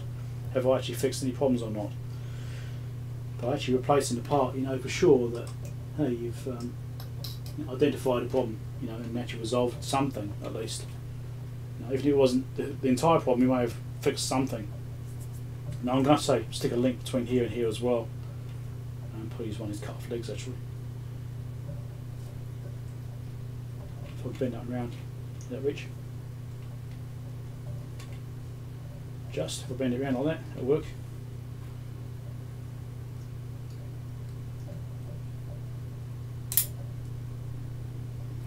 So I criticised you once for using my tweezers like needle-nose pliers and complaining about the fact they bend it.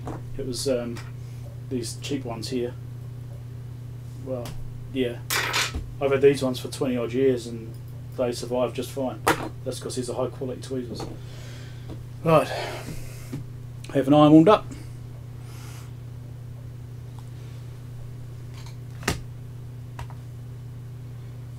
It's actually, should I go to circuit diagram and show you a bit how much you're working on? Let's do that. Give you something a bit more interesting to look at as well. Let's go to the diagram here and find it. I don't know what page it's on, that's the only problem.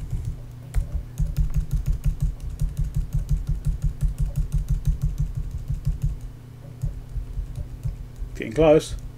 Nice here somewhere. There's the board, there we go. That's the capacitance placing, C1, C3 and C2.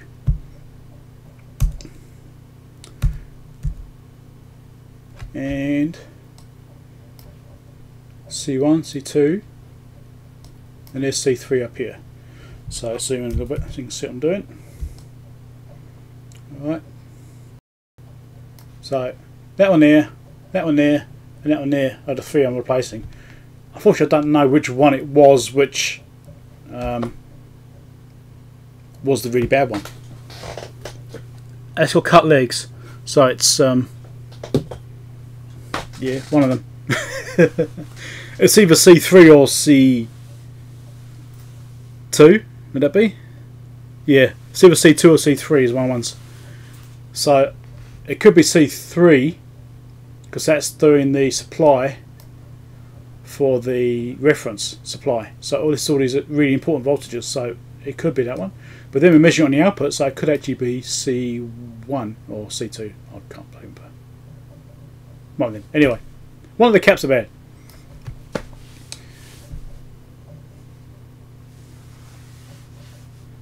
Yeah, it is amazing how the caps are much smaller these days.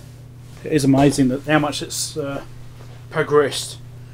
Although then you're going to say, well, these caps you get these days, are they actually going to survive for 30 years like these ones have? Well, actually this is 40 years old. This is 1970s.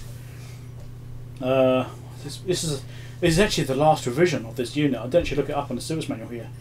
This is 1149A prefix on the serial number, which is the last revision in the manual, in the service manual I've got. So that is like the last version of this unit, from what I can tell. So I think I scored quite well there. It means it's got all these extra revisions and changes that are already done to it because it's the last design of it. So I think I got quite lucky there. Right. It's kind of embedded. Right. Let's get this stuff soldered in. Actually, I'll probably chuck some flux on here because it's going to need it. Being a bit old. Just help it slightly. solder the whole ring.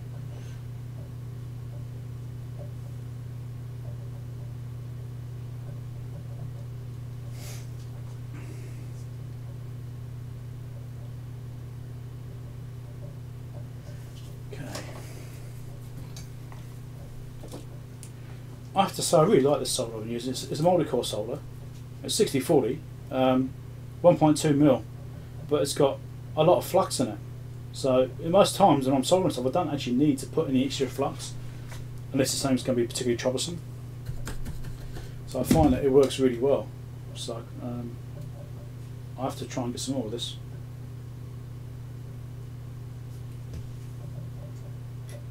Push it flat on the board.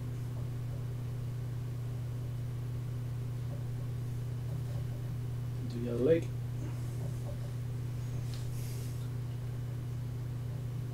I don't actually like this particular factor around to go onto the edge of a hole like this. I don't like that at all, so I'm going to stick heaps of solder on and give it plenty of anchor. So it's got a good anchor point right there, so it's got a large surface area to hold on. I don't like the fact that I'm going onto a big hole like that.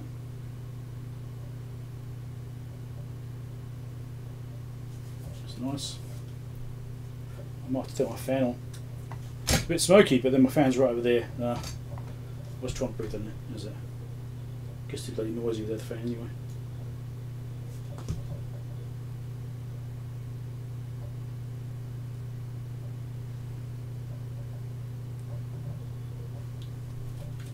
Very smoky because of the flux we've added onto it.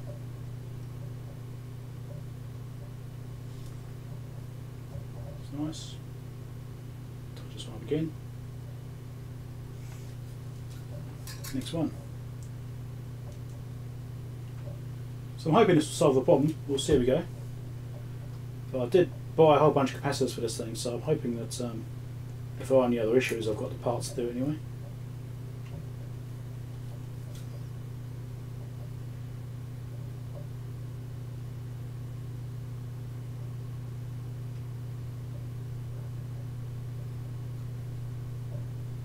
I've got to do the other end of that wire as well to make sure it's secured to the other pad. So those extra connections it has to deal with.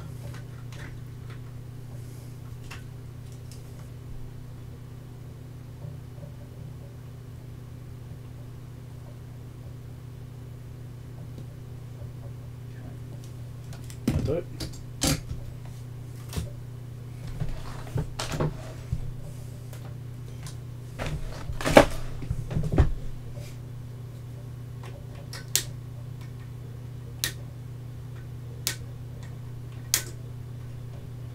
Cut that one, nice those.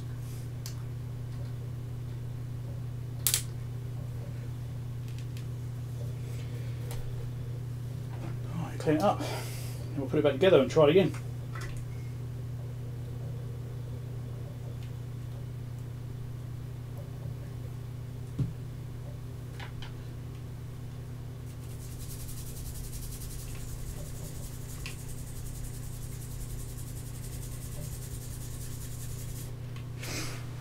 So I've got keep an eye on the chat the whole time, so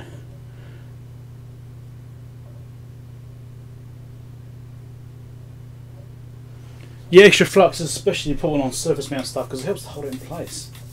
And it stops things from lifting up the board and tombstoning and stuff like that. I've done a lot of surface mount stuff, I have to say, and it's not something I do a lot of, thankfully I suppose in a way, but even I find myself like designing things like that leakage tester project I've been doing recently. I mean, I basically had to remind myself, hey, you should use some surface mount stuff in this. So when I did the last revision, I added some surface mount caps and stuff on there to help it out. Because I basically just kind of reverted to my standard, which is through hole.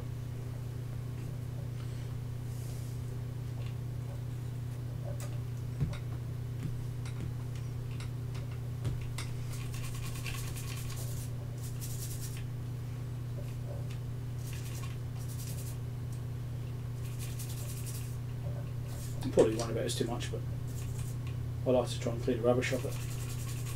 Don't like to leave it messy.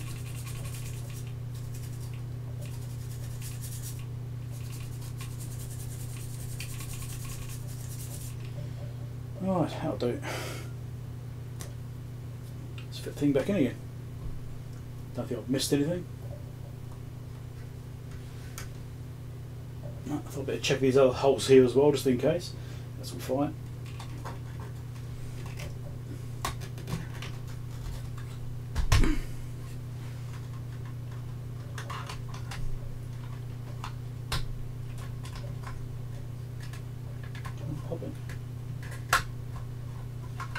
These wires aren't just long enough.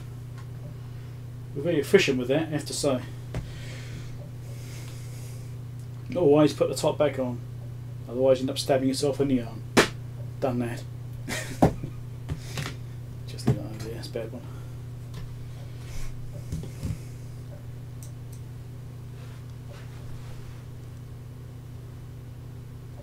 Offline 15 seconds. No, it seems to be okay at the moment.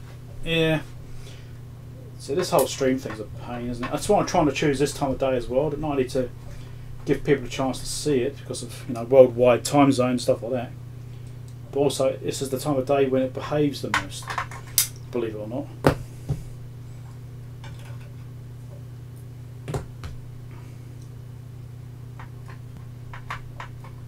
The screw is not very good. The head is also slightly damaged as well from when I was trying to get the thing out the first time around. It was really hard to get out. Seems to be getting better and better the more times I put the screws in though, so it's probably not so much of a problem. Right, let's give it another go.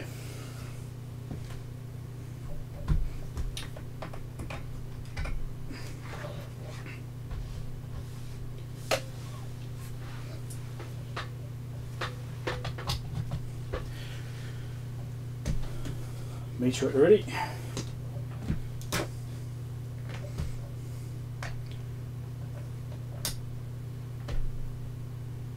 Try and get so both cameras can see it. I think I'm pretty much there. That's good. So I'll leave it on AC right now because that's the first thing we had to try and establish whether it's got AC there or not. Nothing there. And we have voltage.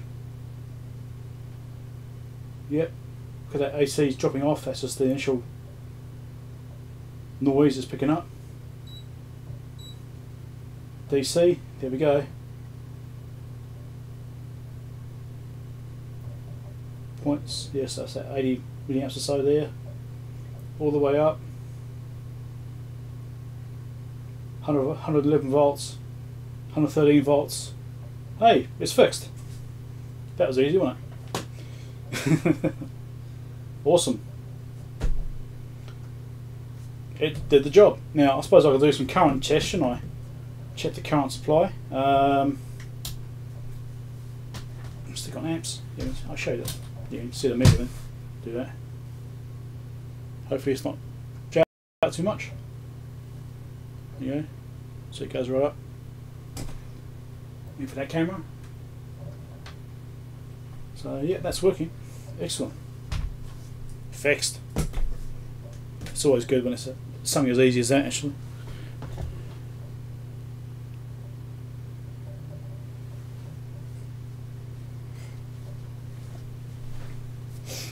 Well, as soon as I saw the AC, the high AC component in there, that basically made me think straight away mains filtering. You know, because you shouldn't get any AC going through the DC boards at all. So it had to be coming from that board there. So I was kind of hoping that's all it was, and the AC component was affecting the DC and the way it's measuring it. So that's kind of what I was expecting it to be. So that's pretty good. Now I need to measure the current on this. How should I do that? I want to make sure the current works correctly. I might get my DC load out and hook it up to that. Oh, stream's playing up again. Where's my DC load? It's in one of these drawers. Which one is it? There it is. I really need to label these drawers.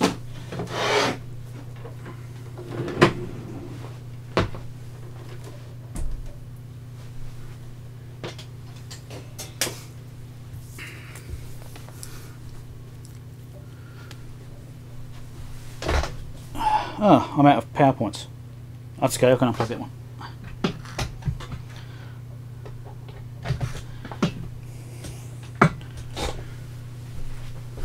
The only problem with this is I wish I had banana plugs on there, so you could just go, you know, from one to the other, you know, with a straight lead.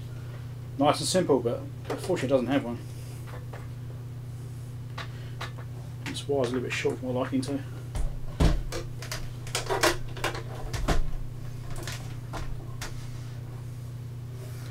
You can see it on the live stream. This won't be able to see it, but anyway. Cables, what we use to hook this up. Let's see. Quad clips, have a look.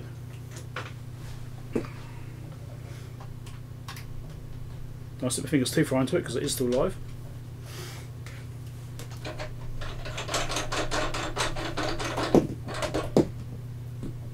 Might just restart the video recording actually, just to start a fresh one, because it times out after 30 minutes and stops itself recording. Right.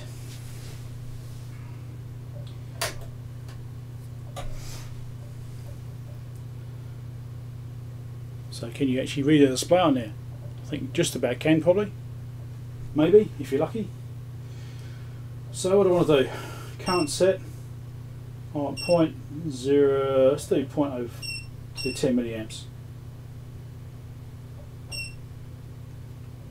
10 milliamp load, one current, let's turn this thing on.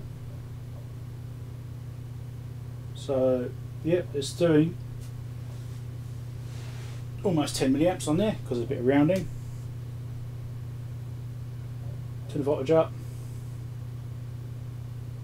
Yeah, that's doing 10 milliamps at least. That's the first light loading. So what I'll just do is change this to read amps. There. Let's just do this current adjustment. See if it will actually limit properly at about 10 amps, 10 milliamps.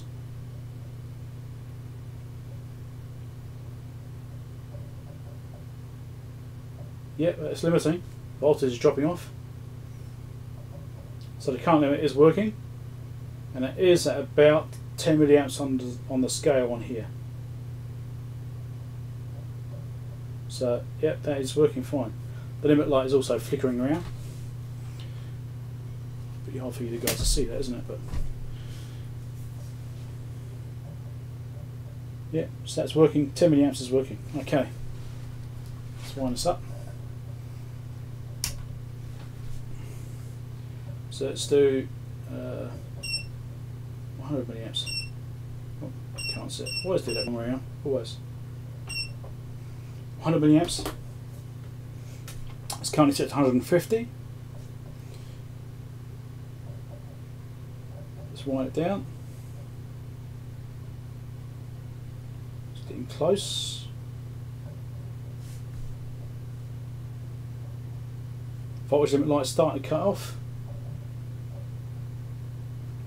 Voltage starting to drop.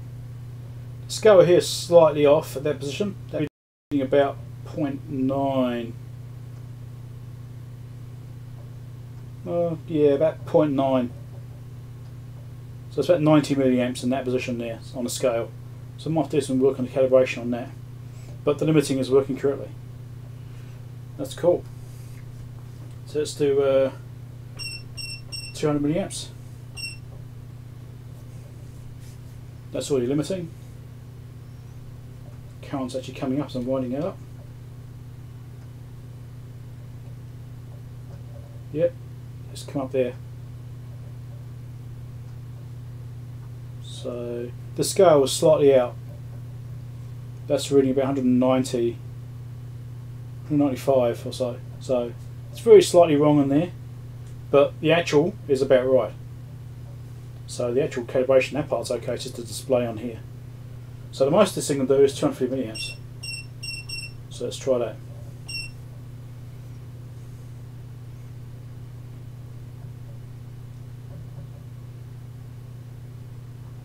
Still going up, still going up. 250, yep, it's kicked in there. Yep, that's looking good. 250, that all lines up perfectly. Again, it's just the scale which is out on the front here. Want the voltage right up, maximum voltage, maximum current. Yeah, you can do it. It's all good. So the thing's working absolutely fine. No problem at all. Keep expecting this to be a multi-turn, but it's not. Anyway, cool. I'm happy with that. It looks fine. It's fixed.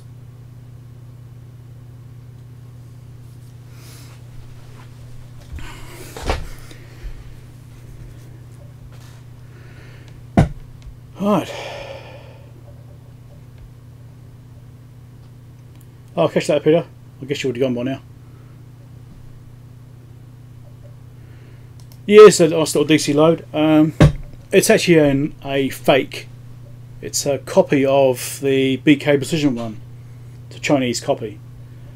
But it works absolutely fine. It seems like it's got good build quality and everything. Actually, it's nicely made. I've had the thing apart. It looks good. Very handy for doing testing like that. When testing power supplies, you pretty much need it.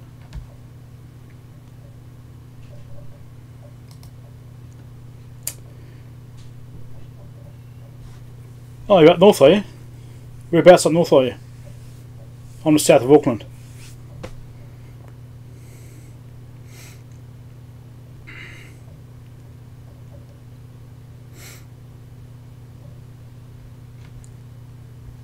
So yeah, that works. So that's one piece of test gear fixed, and it actually took me much less time than I thought it would.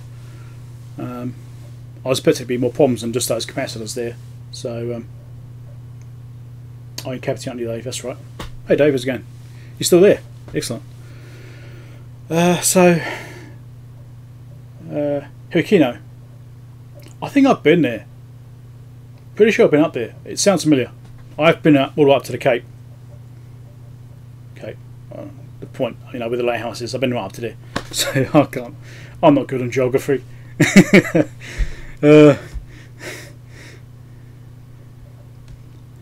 I'm further south of Manukau. I live rurally. I'm way outside of town. Now there's room in the shop. Yeah.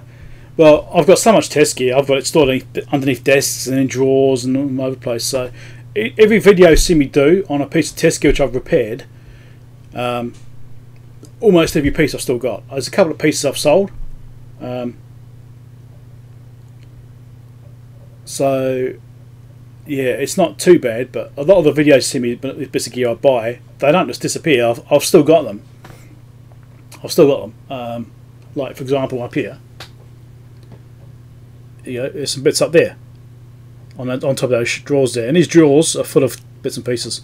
So yeah, I've got lots of stuff, and I've got a whole bunch of stuff underneath this bench here.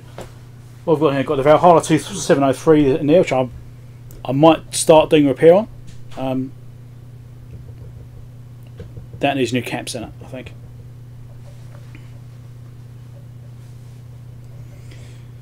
I've got the Fluke 5200A, which I've still got to finish fixing. It's close.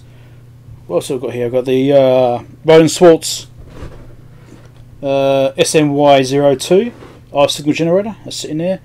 Got a Marconi 2305 modulation analyzer. I've got a, what's that one there? That's the HP 8590A spectrum analyzer sitting there. This is just underneath this bench here. Underneath this other bench over here, I've got Tektronix oscilloscope, HP 864, was it 8546? Something like that. I can't remember what it is now. R signal generator. A couple of bits of pieces. I've got a whole bunch of stuff in drawers and stuff everywhere. Any valve gear, only the one thing I've got, which is the Marconi, not Marconi, Heathkit IT12 audio tracer. That's the only valve gear I've got,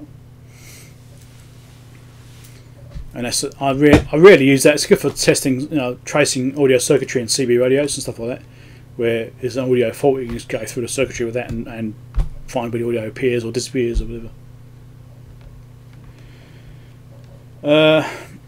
I originated in London in a little place called Sidcup. Well, not a little, but anyway. So I originated in Sidcup in London. and then I ended up living in a place called Whitstable, which is on the north coast of Kent, opposite the Isle of Sheppey. I lived there basically my teenage years, and I came over here when I was 18. I've actually been in this country longer than I was in that one. So yeah, it's fixed. I'll put the thing back together. How much dust is in here? Shall I worry about cleaning the dust out, you reckon? There's a bit of dust in there. I suppose I should give it a bit of a brush around. Little discharge first. And yeah, I suppose I'll do some more video on that part once I've got it back together. Just need to record it as well.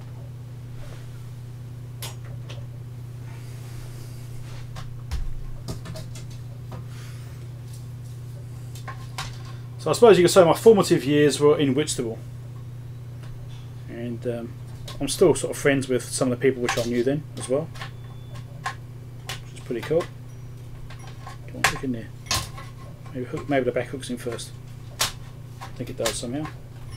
There we go. Yeah, it does. Right. Let's get a brush, give a bit of a brush out. And I never seem to have enough desk space. Never. I don't have enough room for desk space. This room is actually clogged full. So yeah, a bit of dust in there. Let's just get the worst of it out. I don't worry about it too much. It's not too bad. I'd normally take it outside and do it, but I'm trying to record a live stream.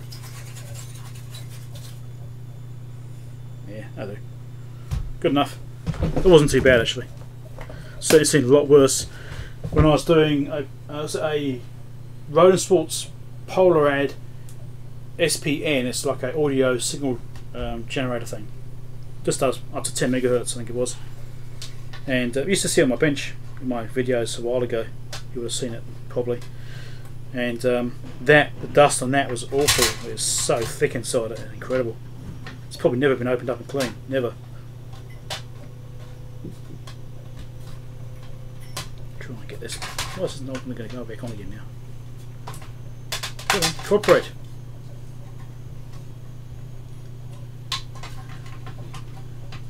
So yeah, I might actually have a look at getting that Valhalla out as well now. Got a bit of time, I suppose. Could get the Valhalla out and have a look at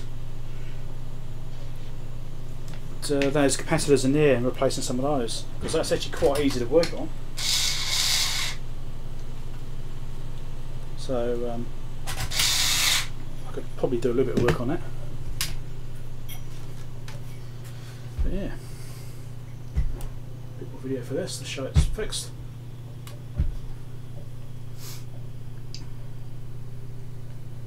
Right, so there you go, all back together, all working. Brilliant little piece of test gear. I did some voltage and current tests on it and it's all looking good. The only thing it needs is this meter slightly out of calibration for current, not by much, 10% or so. So that doesn't bother me at all, so I'm just going to leave it alone. If it gets to a point where it matters, I'll go and calibrate it. But it's not worth it otherwise. So thanks for watching.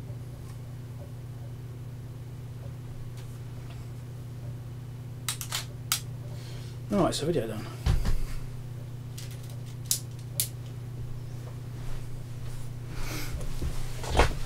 Bit of behind the scenes stuff here for you. And 20 people watching. Awesome. That's also good.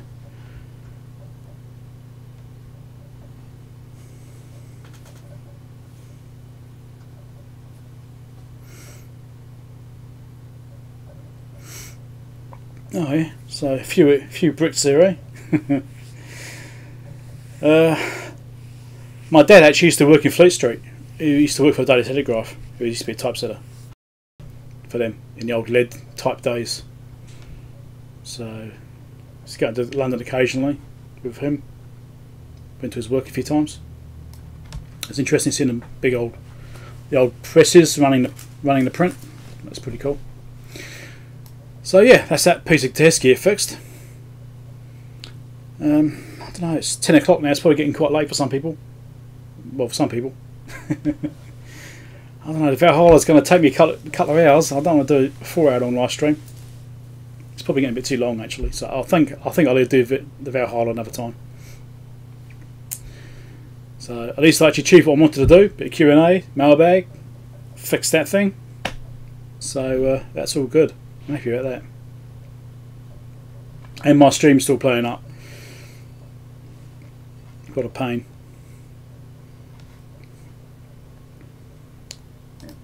Yeah. Offline for the last 20 seconds. Of course. Yeah. This stream is not good. So I think I'll probably call it a day now.